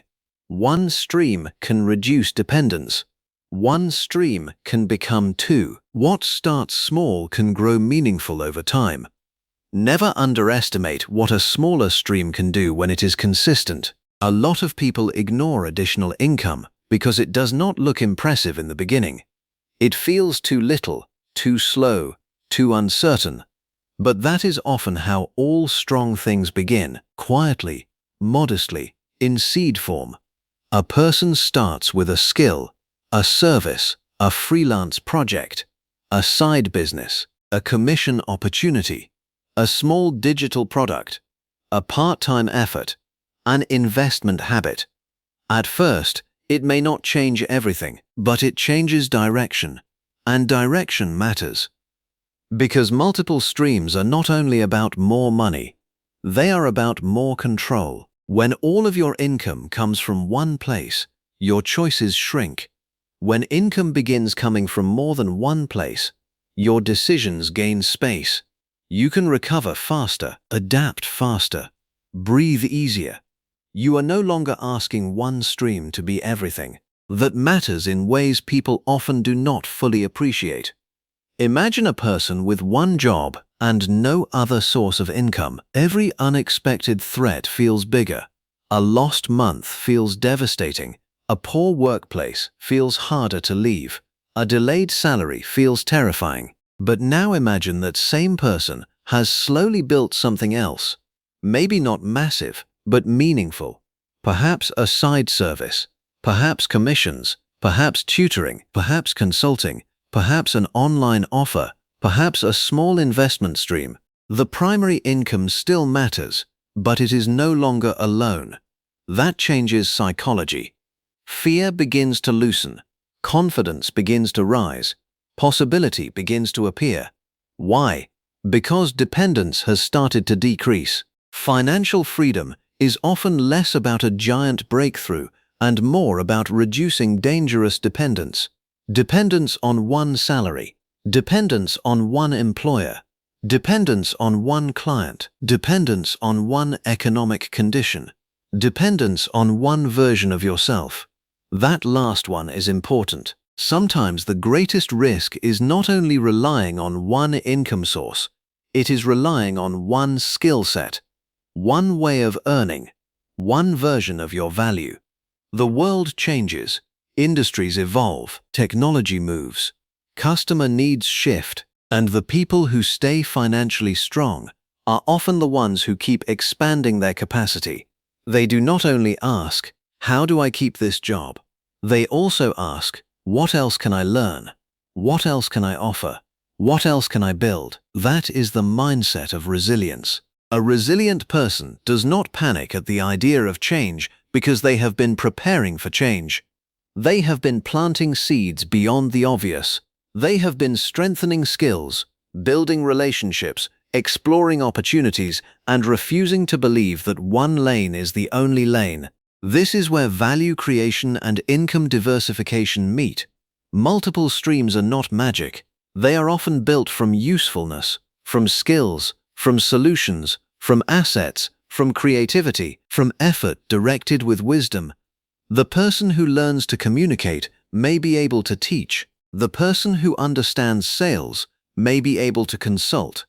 The person with design skill may be able to freelance. The person with knowledge in a field may be able to coach, create content, build a service, or contribute in additional ways. The person who develops discipline in saving and investing begins creating another kind of stream over time as well. What matters is not copying someone else's exact model. What matters is becoming aware that one stream does not have to be the end of the story. Many people remain financially stuck because they see their income as fixed. They believe their job title is their ceiling. They believe their current source is their only source. They wait for permission to earn more rather than exploring how to create more. They sit inside potential they have never organized. But a shift happens when a person begins asking stronger questions. What skills do I have that others find useful? What problems can I solve? What knowledge do I carry that could create value? What could I build on evenings or weekends without destroying my health? What asset could I strengthen over time? What opportunity have I been ignoring because it looked too small at first? Those questions open doors. And once that mindset wakes up, income stops looking like one narrow road. It starts looking like a landscape. Now, let us be honest. Building multiple streams takes patience. It takes energy. It takes learning. It takes trial and error. Some attempts will work slowly. Some may fail. Some may need adjustment. That is normal. But slow does not mean useless. Imperfect does not mean pointless. Early effort that produces little can still be training you into a stronger future. That is an important truth. Sometimes the first stream you build is not only paying you, it is shaping you. It is teaching you how to think like an owner, how to communicate better, how to manage time, how to solve problems, how to sell, how to create, how to persist, how to see opportunities where others see limitations. Those lessons are valuable even before the income grows. Because in the end, multiple streams are not merely financial structures, they are evidence of a new identity. The identity of someone who no longer wants to be completely at the mercy of one source, someone who respects risk enough to prepare, someone who understands that freedom is strengthened when dependence is reduced. There is also a deeper emotional benefit here. Additional income streams can restore dignity. They remind a person that they are not trapped inside one channel. They remind them that initiative still matters, that creativity still matters, that capacity still matters. In a world where many people feel financially squeezed, this truth is powerful. You may not control every external condition, but you can still expand your internal capability. You can still learn. You can still build. You can still explore. You can still prepare. That is hopeful, and hope becomes even more practical when it is tied to action. Perhaps your first additional stream is small. Good. Small is fine. Perhaps it begins as one client, one product, one service, one investment habit, one consistent side effort. Good. Begin there.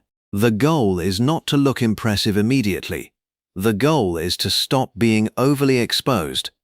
One extra stream can teach you a new way to think. One extra stream can show you a new layer of yourself. One extra stream can become a bridge in a difficult season. One extra stream can protect your main income from carrying every burden alone. Over time, these streams can begin working together. One covers essentials, another builds savings, another funds investing, another pays debt, another grows slowly in the background. Slowly, financial life becomes less fragile and more structured. That is powerful, because the real gift of multiple streams is not just higher earnings, it is reduced vulnerability. It is the ability to stand with more confidence because the ground beneath you has widened. It is the peace that comes from knowing one disruption does not have to mean complete collapse. And in a changing world, that peace is precious. So let this chapter challenge a dangerous assumption. One paycheck may feel normal, but normal is not always secure. Familiar is not always strong. Comfortable is not always wise. The future belongs more safely to those who prepare beyond the obvious. You do not need to build 10 streams tomorrow. You do not need to become someone else overnight. You do not need to chase every trend, but you do need to start thinking like a builder. Ask how your income can become stronger. Ask how your skills can become broader. Ask how your effort can create more than one result. Ask how your future can stop depending entirely on one fragile line. Because once you see the risk of one stream, you can no longer unsee it. And once you begin building others, you begin stepping into a stronger kind of life. A life with more options, more resilience, more control, more confidence, more room to breathe. That is not greed. That is wisdom. As this chapter closes, remember this: relying on one source of income may be common, but it leaves too much of your life exposed. Multiple streams are not built merely to make more. They are built to protect more, strengthen more, and free more. Start small. Start wisely. Start intentionally. One stream can feed you, but several streams can steady you. And when your financial life becomes steadier, your future stops feeling like a cliff and starts feeling like a foundation. Chapter 8. Thinking long-term in a short-term world. We live in a world that has trained people to want everything fast. Fast answers, fast food, fast success, fast money, fast pleasure, fast recognition, fast results.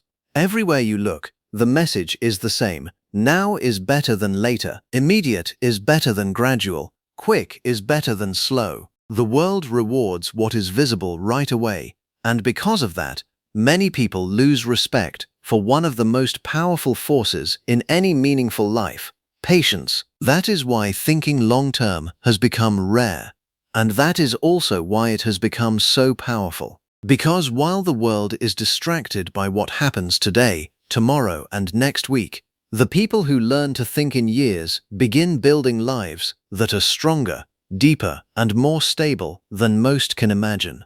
They understand something that impatient people often forget. Not all growth is dramatic in the beginning. In fact, some of the most life-changing forms of growth are almost invisible at first. This chapter is about that kind of growth. It is about learning to think long-term in a short-term world. It is about understanding the role of patience, compound growth, and steady effort in creating wealth, strength, and freedom. It is about becoming the kind of person who no longer needs immediate proof to keep doing what is wise. That is a powerful transformation, because impatience is expensive. It makes people quit too early. It makes people spend what they should keep.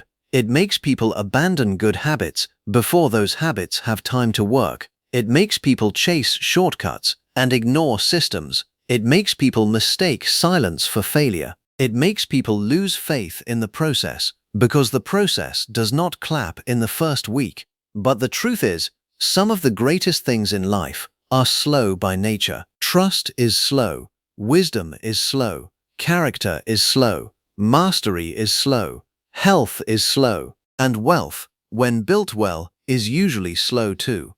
That slowness is not weakness, it is depth. A tree that grows overnight is usually fragile. A tree that grows over time, season after season, usually develops roots deep enough to survive storms. The same is true in financial life. Fast money may impress people for a moment, but steady money, grown with patience and principle, has the strength to last. This is where compound growth becomes such a beautiful idea. Compound growth is not only a financial principle, it is a life principle. It is the truth that small actions, repeated consistently over time, begin to create results far greater than the size of the original effort. One small step may seem meaningless. One disciplined month may seem unimpressive. One wise decision may not feel like a breakthrough. But when those decisions are repeated, protected, and given time, they begin to grow into something powerful. That is the miracle of patience. Patience allows time to work on your behalf. Most people understand effort, but fewer understand accumulation. They understand doing something once. They understand excitement. They understand intensity, but they do not always understand what happens when a wise action is repeated hundreds of times. They underestimate the power of a habit. They underestimate the strength of consistency. They underestimate what time can do when it partners with discipline. And because they underestimate it, they often walk away too soon. They stop saving because the amount looks too small. They stop investing because the results feel too slow. They stop learning because progress feels invisible. They stop building because the early stage feels unimpressive. They want the harvest without respecting the seasons. But seasons matter. No farmer plants a seed in the morning and digs it up in the evening to see if it is growing. That would destroy the very process they claim to believe in. And yet people do this all the time with their goals, their money, and their future. They start something wise, but because the early signs are not dramatic enough, they lose confidence. They keep looking for fast evidence instead of trusting steady principles. That mindset destroys potential. Long-term thinkers are different. They understand that the first stage of growth is often quiet. It happens beneath the surface. It happens in repetition. It happens in the strengthening of identity before the arrival of visible reward. They know that just because something looks small does not mean it is weak. Sometimes small things are simply in an early season. That is important to remember when you are building wealth. In the beginning, the numbers may not impress you. Your savings may feel modest. Your investments may seem tiny. Your progress may look slow compared to the loud success stories around you. You may even be tempted to think that what you are doing does not matter. But that is where maturity must take over. Maturity says, I will not measure the value of a habit only by its first result. Maturity says, I understand that what is repeated becomes powerful. Maturity says, I am willing to honor the process before the process becomes exciting. That kind of thinking separates people. Short-term thinkers live by emotion. They are motivated when things feel rewarding and discouraged when things feel slow. They move in bursts. They chase whatever is urgent, shiny, or exciting. They often confuse movement with progress and speed with success. But because their focus keeps changing, their results remain unstable. Long-term thinkers move differently. They do not need every step to feel dramatic. They do not need every month to feel extraordinary. They are not obsessed with quick applause. They are committed to future strength. That commitment changes everything, because long-term thinking affects how you spend, how you save, how you work, how you learn, and how you respond to discomfort. It teaches you to stop asking only, what feels good right now, and start asking, what creates the strongest future. It teaches you to stop measuring success by immediate reward and start measuring it by alignment, consistency, and growth over time. This is especially important in a culture built on instant gratification. Instant gratification is seductive because it is emotional. It gives you something now. It gives you relief now. It gives you excitement now. It gives you the illusion that you are progressing because you are feeling something. But often, what feels good now costs you later. That is the problem. Short-term pleasure can be expensive when it repeatedly steals from long-term peace. Every unnecessary purchase steals a little from future possibility. Every abandoned habit steals a little from future strength. Every impatient decision steals a little from compound growth. At first, the theft seems small. Later, it becomes obvious.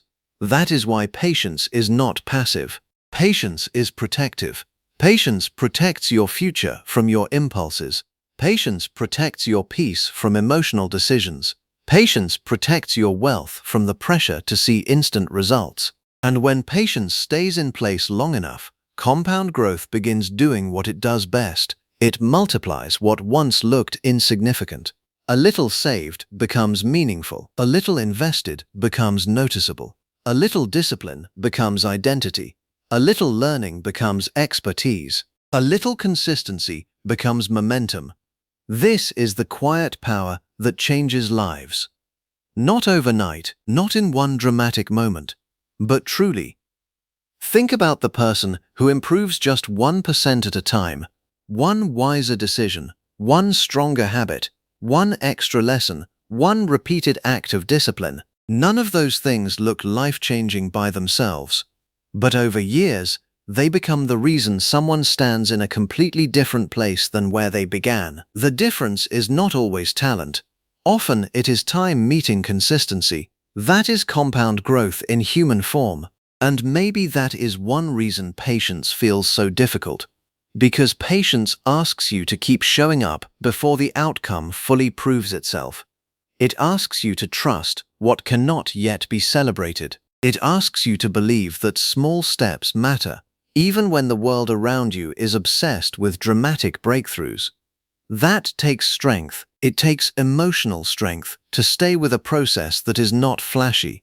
It takes mental strength to ignore comparison. It takes spiritual strength to believe in seeds before they look like fruit. But those who develop that strength gain something precious, They gain steadiness. They are not constantly thrown off by every slow season. They do not panic because growth looks quiet for a while. They understand that a quiet season is not always a wasted season. Sometimes it is a rooting season. Sometimes it is a building season. Sometimes it is a strengthening season. And that strength is what keeps people in the game long enough to win. Many people do not fail because the path was wrong. They fail because they left the path too early. They mistook slowness for uselessness. They mistook gradual growth for no growth. They mistook the early stage for the final verdict. Do not make that mistake. If you are saving faithfully, stay with it. If you are investing wisely, stay with it. If you are paying down debt, stay with it. If you are learning to manage money with more discipline, stay with it. If you are building a future one decision at a time, stay with it. Because time is not your enemy when your habits are strong. Time becomes your partner, and when time becomes your partner, ordinary actions start producing extraordinary outcomes. That is the gift of compound growth. It allows the faithful to eventually look powerful. It allows the disciplined to eventually look successful. It allows the patient to eventually look wise. But those later results can trick people. They may see someone stable, wealthy, skilled, or free, and imagine the success happened suddenly. They see the fruit, but not the seasons. They see the confidence, but not the years of quiet preparation.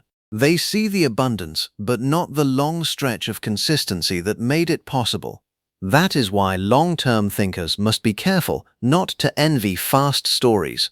Fast stories are often incomplete. Quick gains are often fragile. Sudden success without foundation can disappear just as fast as it appeared.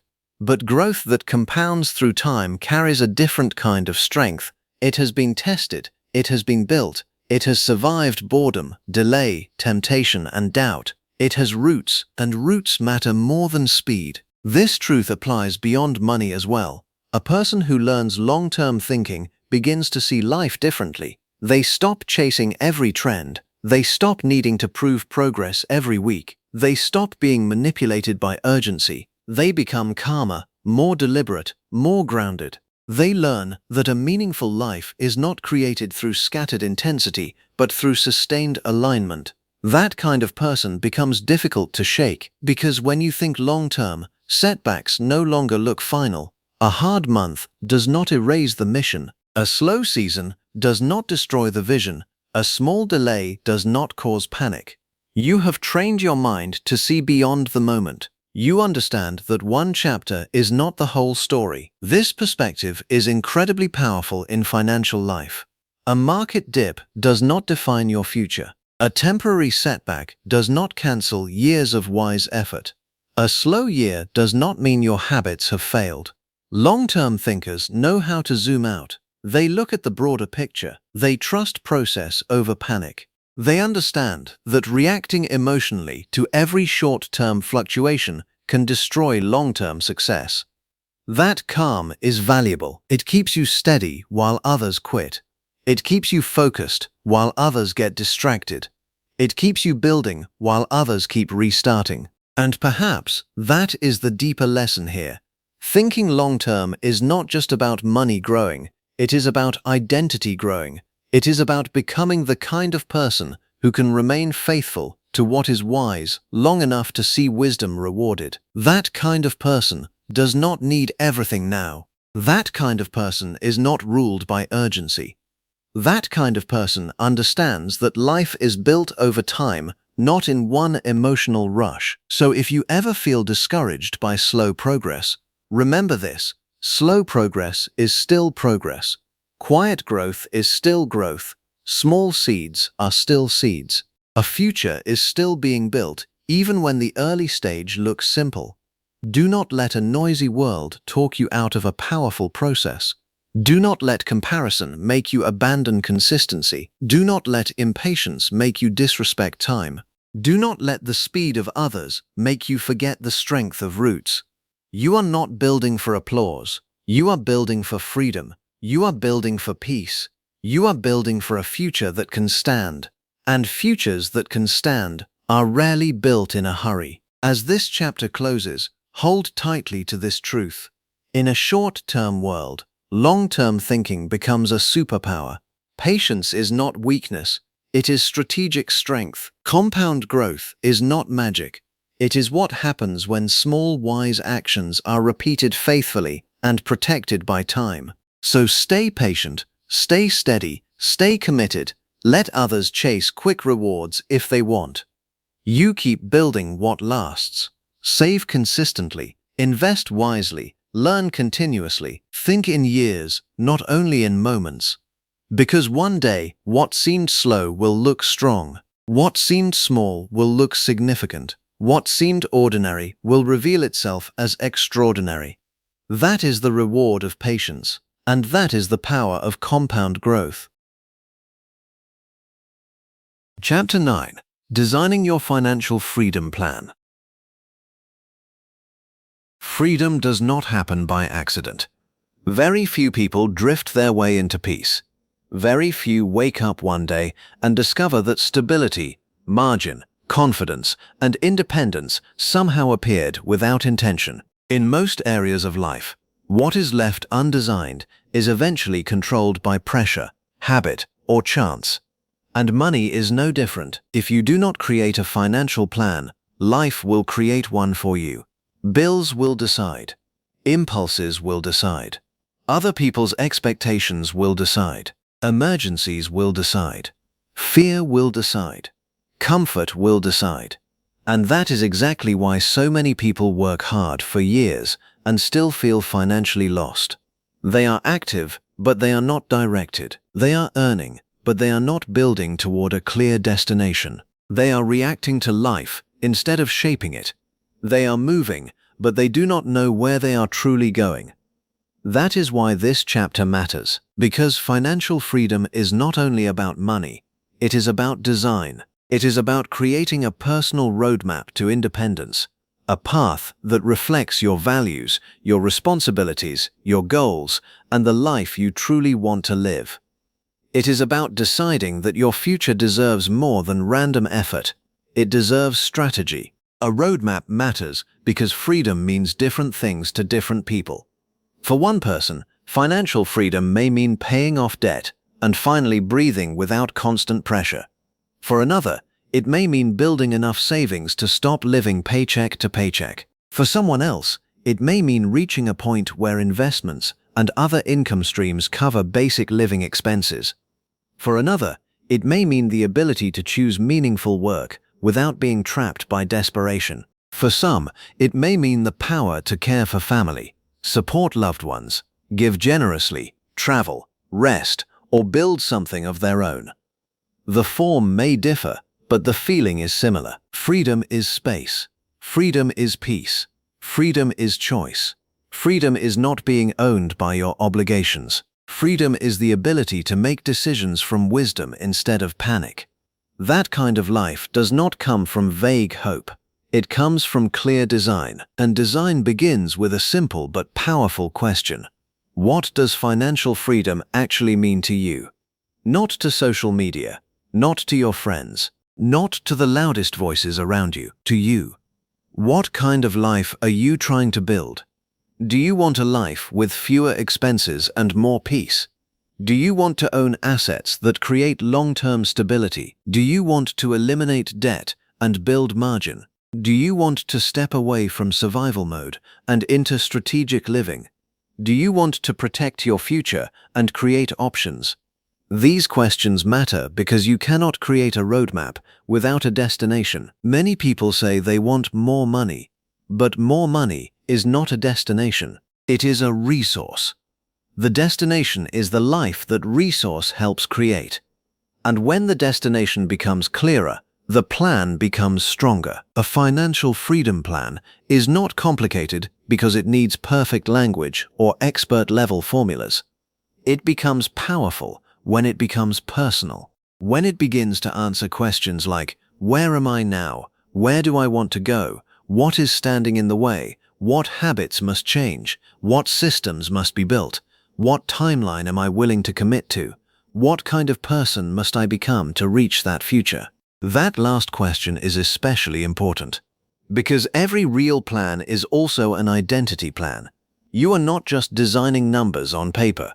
You are designing a version of yourself, a more disciplined version, a more patient version, a more intentional version, a more financially aware version, a version of you that no longer leaves the future to chance. That transformation is powerful. The first step in building a roadmap is honesty. Not shame, not fear. Honesty. Where are you financially right now? What do you earn? What do you spend? What do you owe?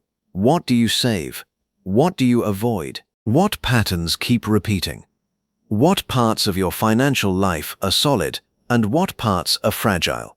You cannot build an accurate roadmap from denial. If you are pretending your situation is healthier than it is, your plan will be weak. If you refuse to face the numbers will keep controlling your life from the shadows. But when you face reality honestly, even if it is uncomfortable, you gain something incredibly valuable: clarity. And clarity is power. A person who sees their current position clearly can begin moving differently. They no longer need to guess. They no longer need to live inside vague anxiety. They can begin saying, "This is where I am. This is what needs work. This is what must change." That kind of clarity is not depressing. It is liberating. Because you cannot improve what you refuse to measure. Once you know where you are, the next step is defining what freedom looks like in practical terms. This is where vision becomes specific. Maybe your first goal is to build an emergency fund. Maybe your first goal is to pay off high-interest debt. Maybe your first goal is to stop overspending and create a stable monthly plan. Maybe your first goal is to save a percentage of every paycheck. Maybe your first goal is to invest consistently. Maybe your first goal is to create a second income stream. The order matters less than the intention. A roadmap does not need to solve your entire life in 1 month. It needs to give your effort direction. It needs to break down the overwhelming idea of financial freedom into meaningful stages. Because freedom is usually built in layers. First, you create awareness. Then, you create stability. Then, you create margin. Then, you create growth. Then, you create independence. Each layer supports the next. A person with no awareness struggles to build stability. A person with no stability struggles to build margin. A person with no margin struggles to build growth. A person with no growth struggles to build independence. That is why your roadmap must respect sequence. Do not despise basic steps. Basic steps are often the foundation of extraordinary results. A person who learns to budget honestly is not doing something small. They are building direction. A person who builds an emergency fund is not doing something boring. They are building resilience. A person who pays off debt is not just reducing numbers. They are reclaiming future income. A person who begins investing consistently is not just moving money. They are partnering with time. A person who creates additional income is not just earning more. They are reducing risk. Each of these steps is part of the roadmap. And once you understand the stages, something powerful happens. Financial freedom stops feeling like a fantasy and starts feeling like a process that matters, because people often fail when they treat freedom like one giant leap instead of a series of deliberate moves. They get discouraged because they are not there yet, but there is built through many faithful decisions made here. Your roadmap must also reflect your values. This is one of the most overlooked parts of financial planning. People copy goals that do not truly belong to them. They build plans around appearances, comparisons, or cultural pressure. They chase a bigger lifestyle when what they really want is a calmer one. They pursue status when what they truly need is peace. They expand expenses when what their soul is actually longing for is breathing room. Do not let other people design your definition of success. Maybe your freedom plan includes a simple lifestyle and strong savings. Maybe it includes supporting parents or loved ones. Maybe it includes building a business. Maybe it includes leaving a high-stress career one day. Maybe it includes home ownership. Maybe it includes flexibility. mobility, generosity, or time-rich living. Let your plan reflect what matters most to you, not what looks impressive to others. Because a financial plan built on comparison will eventually exhaust you. But a financial plan built on values will strengthen you. Why? Because values help you stay focused when temptation appears. Values remind you why you are saying no. Values protect you from random spending. Values keep you aligned when the world invites you into distractions. When you know what matters, it becomes easier to direct money with intention. That is the deeper purpose of a roadmap. It is not merely to track numbers, it is to keep your life moving in the direction of what matters most. Now, every roadmap also needs milestones. Long-term dreams are powerful, but short-term wins are important too. If your plan feels so distant that you never feel progress, discouragement can grow. That is why wise builders create stages they can actually see and celebrate. Your first milestone might be tracking every expense for 1 month. The next might be saving your first emergency amount. The next might be paying off 1 credit card or 1 loan. The next might be investing consistently for 6 months. The next might be creating 1 extra stream of income. The next might be building enough savings to cover several months of life. These milestones matter because they build momentum. Momentum is powerful. It reminds you that change is happening. It teaches your mind that progress is possible. It keeps discipline from feeling invisible, and once momentum begins, confidence starts rising. You begin to trust yourself more. You begin to see that your choices matter. You begin to feel less like a victim of money and more like a leader of it. That shift is life-changing. But let us be honest, no roadmap works without commitment. Plans are easy to admire and easy to abandon. Many people create beautiful goals in moments of inspiration, only to return to old habits when comfort, stress, or temptation returns. That is why your plan must be more than an idea. It must become a rhythm, a monthly rhythm, a weekly rhythm, even a daily rhythm. You need regular check-ins with yourself, not to judge yourself, but to stay awake, to stay aligned, to ask, am I spending according to the life I say I want?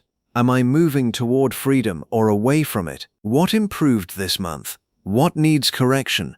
Where did emotion hijack intention? What small win can I build on next?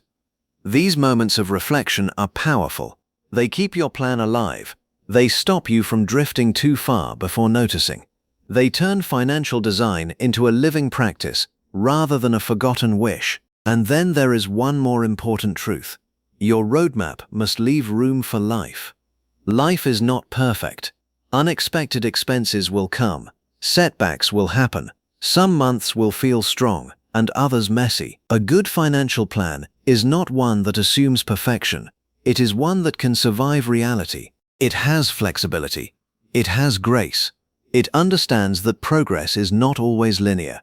It expects adjustment without surrender. This is so important because many people quit, not because the plan failed, but because life interrupted it and they mistook interruption for defeat. One hard month is not defeat. One setback is not the end. One unexpected expense is not the collapse of your future. It is simply part of the road. Builders know how to adjust without abandoning the destination. That is maturity. Maturity says, I may need to revise the pace, but I will not give up the path. If you hold on to that mindset, your roadmap becomes far more powerful. It becomes resilient. It stops depending on constant motivation and starts depending on steady recommitment. And steady recommitment is one of the most important forces in long-term freedom. Because in the end, a financial freedom plan is not just about escaping pressure. It is about creating a life that feels intentional. A life where your money supports your values, your future, your peace, and your purpose. A life where you are no longer waking up every month wondering where everything went. A life where you are not reacting to every financial challenge from fear. A life where you are moving, step by step, toward greater strength. That kind of life is possible. Not instantly, not magically, but genuinely. And maybe that is the most encouraging truth of all. You do not need to have everything figured out to begin. You do not need perfect income. You do not need perfect knowledge. You do not need a perfect past. You need a direction. You need honesty. You need intention. And you need the willingness to keep walking. Start where you are. Use what you have. Face what is true. Define what freedom means. Break the journey into stages. Build systems that support the future. Check in often. Adjust when needed. Keep going. That is how a roadmap becomes reality. So as this chapter closes, remember this. Financial freedom is not a dream reserved for the lucky. It is a path built by people who decide to stop wandering and start designing. It belongs to people who choose clarity over confusion, systems over impulse, patience over panic, and values over appearances. You can be one of those people. You can design a future that is calmer than your past. You can create a plan that turns hope into action. You can build step by step until independence is no longer a distant idea, but a direction you are actively living. Your roadmap does not need to impress anyone. It simply needs to lead you toward freedom. And once you begin walking that path with purpose, you are no longer just wishing for a better financial life. You are building one. Chapter 10. Becoming Financially Sovereign. There comes a moment in every true financial journey when the goal begins to change. At first, the goal is survival. You want relief. You want breathing room.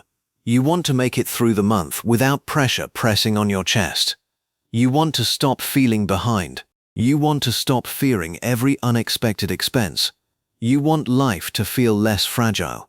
That is where many journeys begin, and there is nothing wrong with that. Survival matters. Stability matters.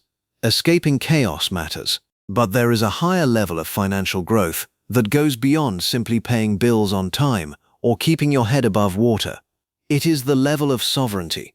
Financial sovereignty is the ability to live with confidence, control, and lasting security. It is the state of no longer being emotionally ruled by money, socially manipulated by appearances, or constantly shaken by every financial challenge that comes your way. It is the quiet strength of knowing that your money has purpose, your habits have structure, your future has direction, and your life is no longer built on reaction alone. This chapter is about stepping into that strength. Because the truth is, financial sovereignty is not just about having money. It is about having mastery.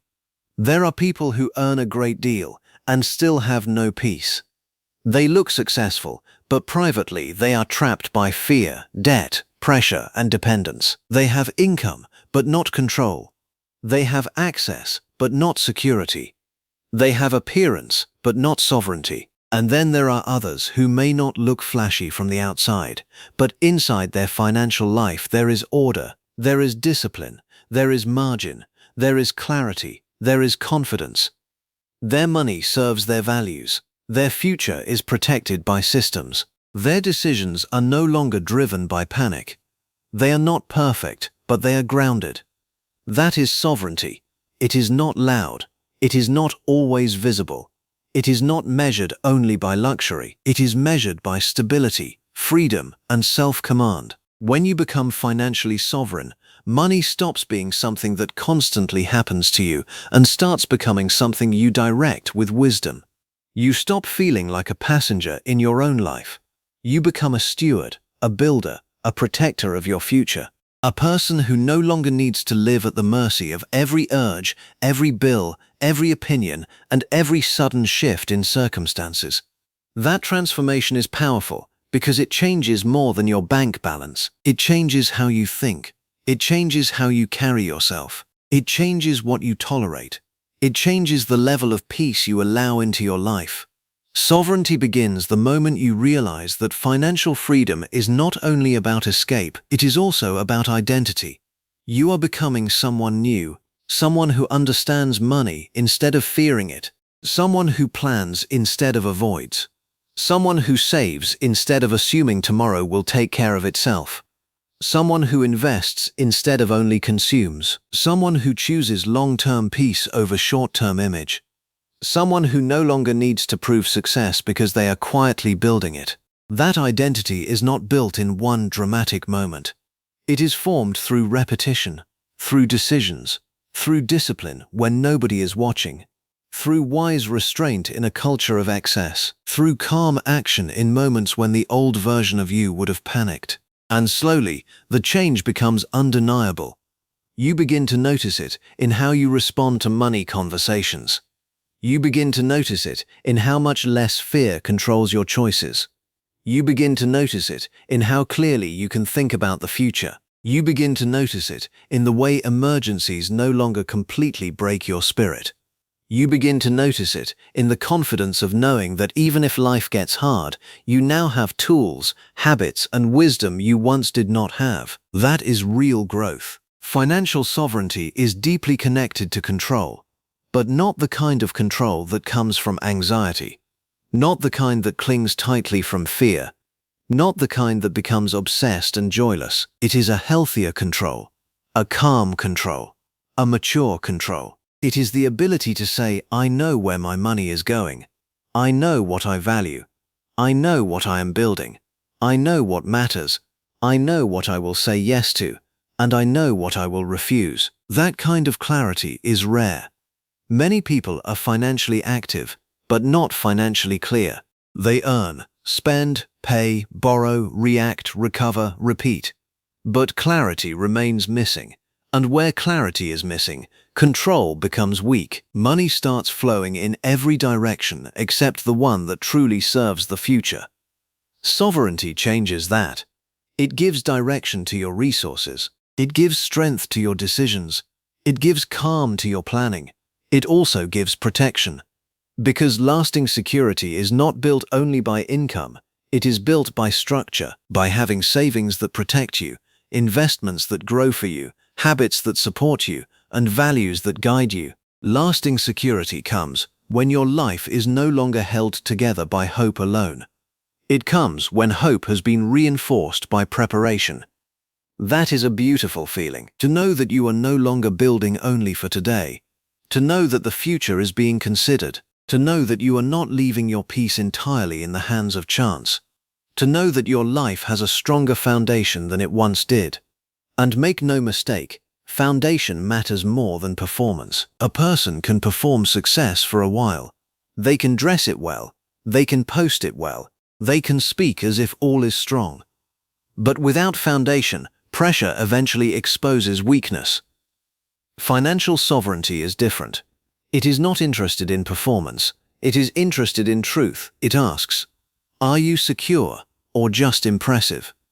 Are you free or just decorated? Are you in control or simply managing appearances? These are powerful questions because the world often rewards the visible while ignoring the vital. But the vital is what holds life together: the ability to cover an emergency, the wisdom to avoid unnecessary debt, the discipline to live below your means, the patience to invest consistently, the courage to say no to pressure, the maturity to delay gratification, the confidence to build quietly. These things may not always look exciting, but they create a life that can stand. And a life that can stand is a life with dignity. There is dignity in not being controlled by every paycheck. There is dignity in having a plan. There is dignity in knowing your money has a mission. There is dignity in refusing to let comparison dictate your lifestyle. There is dignity in building something stable for yourself and for those who may depend on you. That dignity is part of sovereignty, because sovereignty is not just financial technique. It is personal authority. It is the ability to govern your own financial life with wisdom, to not be ruled by appetite, to not be manipulated by trends, to not be trapped by your past, to not be permanently defined by how you once handled money. You have grown, you have learned, you have changed. That matters. And if you have followed the path of this book from the beginning, then you know that this final stage did not appear overnight. You have already walked through awareness. You have looked at the invisible trap. You have examined your money story. You have shifted from consumption to building. You have understood the link between value and income. You have embraced saving and investing. You have faced debt and lifestyle inflation. You have thought about multiple streams. You have learnt the power of patience and long-term thinking. You have begun designing a roadmap to freedom. Now all of that comes together in one powerful truth. Financial sovereignty is what happens when these principles stop being ideas and start becoming the way you live. It is not perfection. It is alignment. It is not instant wealth. It is lasting command. It is not the absence of all difficulty. It is the presence of internal strength. That internal strength becomes especially important when life tests you. Because sovereignty is not proven when everything is easy. It is revealed when something unexpected happens and you do not collapse into the old version of yourself. It is revealed when fear rises, but wisdom still leads. It is revealed when pressure comes, but panic does not take over. It is revealed when you adjust without abandoning your values. That is maturity. The financially sovereign person is not someone who never faces problems. It is someone who no longer lets problems own their identity. They know that hard seasons may come, but they also know they have built resilience. They have built habits. They have built perspective. And because of that, a setback is no longer the same as a sentence. That is powerful. It means your future is no longer at the mercy of every storm. Another part of sovereignty is confidence, not arrogance. Confidence. Arrogance says, I am untouchable. Confidence says, I am prepared. Arrogance wants to be admired. Confidence wants to be grounded. Arrogance performs strength. Confidence carries strength quietly. Financial confidence grows when you begin trusting your own habits. When you know you can make wise decisions even under pressure. When you know you do not need to spend emotionally to feel okay. When you know your life is being shaped by intention instead of randomness. When you know that your money serves your values instead of fighting against them. That kind of confidence changes the way you move through the world. You no longer feel intimidated by every financial challenge. You no longer feel the same pressure to impress. You no longer need outside validation to feel stable. You stop chasing symbols and start protecting substance. That shift is freedom. And perhaps one of the most beautiful parts of financial sovereignty is that it does not stop with you. When you become financially sovereign, you change the atmosphere around you. You bring calm where there used to be chaos. You bring wisdom where there used to be confusion. You create a different example for your family, your children, your future, and the people who watch how you live. You become evidence that discipline is possible, that peace is possible, that cycles can be broken. That is legacy. Not just leaving money, leaving patterns, leaving principles, leaving a stronger model than the one you inherited. For some people, this may be the first time in generations that someone stands up and says, we will not keep living like this. We will not keep spending without thinking. We will not keep hiding from reality. We will not keep building lifestyles without building security. We will not keep normalizing stress. We will build a different future. That decision echoes. It reaches beyond today. It reaches beyond one paycheck. It reaches beyond one person. This is why financial sovereignty is such a powerful goal. It is not selfish. It is stabilizing. It gives you the ability to live with greater peace, help with greater wisdom, and contribute from a place of strength instead of strain. A person who is constantly drowning cannot easily lift others, but a person who has learned to stand can become a source of support, clarity, and strength. That is the kind of life this journey has been pointing toward. A life where money is no longer your master. A life where fear is no longer your advisor. A life where survival is no longer your only focus. A life where control is rooted in wisdom, not worry. A life where security has been built patiently and intentionally over time. Now, that does not mean the journey ends here. In many ways, this chapter is not an ending at all. It is an arrival into a new way of living. Financial sovereignty is not a finish line you cross once and then forget. It is a lifestyle you continue to protect. It is something you maintain, strengthen, and deepen through ongoing awareness and alignment. You keep learning. You keep adjusting. You keep building. You keep leading your money with intention. But now you do it from a different place. Not from confusion, not from shame, not from helplessness. From strength. You know more now. You see more clearly now. You understand the cost of old patterns now. You understand the power of disciplined choices now. And most importantly, you understand that real wealth is not only what sits in an account. Real wealth is the ability to live with order in your mind, discipline in your actions, peace in your heart, and security in your future. That is wealth with substance. That is freedom with foundation. That is sovereignty. So as this book comes to its close, let this final message settle deeply into your spirit. You were not meant to spend your life financially confused, emotionally reactive, and permanently dependent. You were not born only to chase income and fear expenses. You were not created to perform success while living without peace. You were capable all along of becoming stronger than your habits, wiser than your upbringing, and more deliberate than your old patterns. You were capable of learning stewardship, capable of building margin, capable of escaping traps, capable of thinking long-term, capable of directing money instead of being directed by it, capable of becoming financially sovereign. And now that you know the path, the invitation is clear. Live with confidence. Live with control.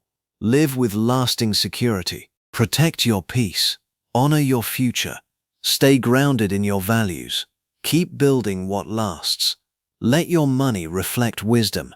Let your habits reflect maturity. Let your life reflect freedom. And from this point forward, do not just seek to make a living.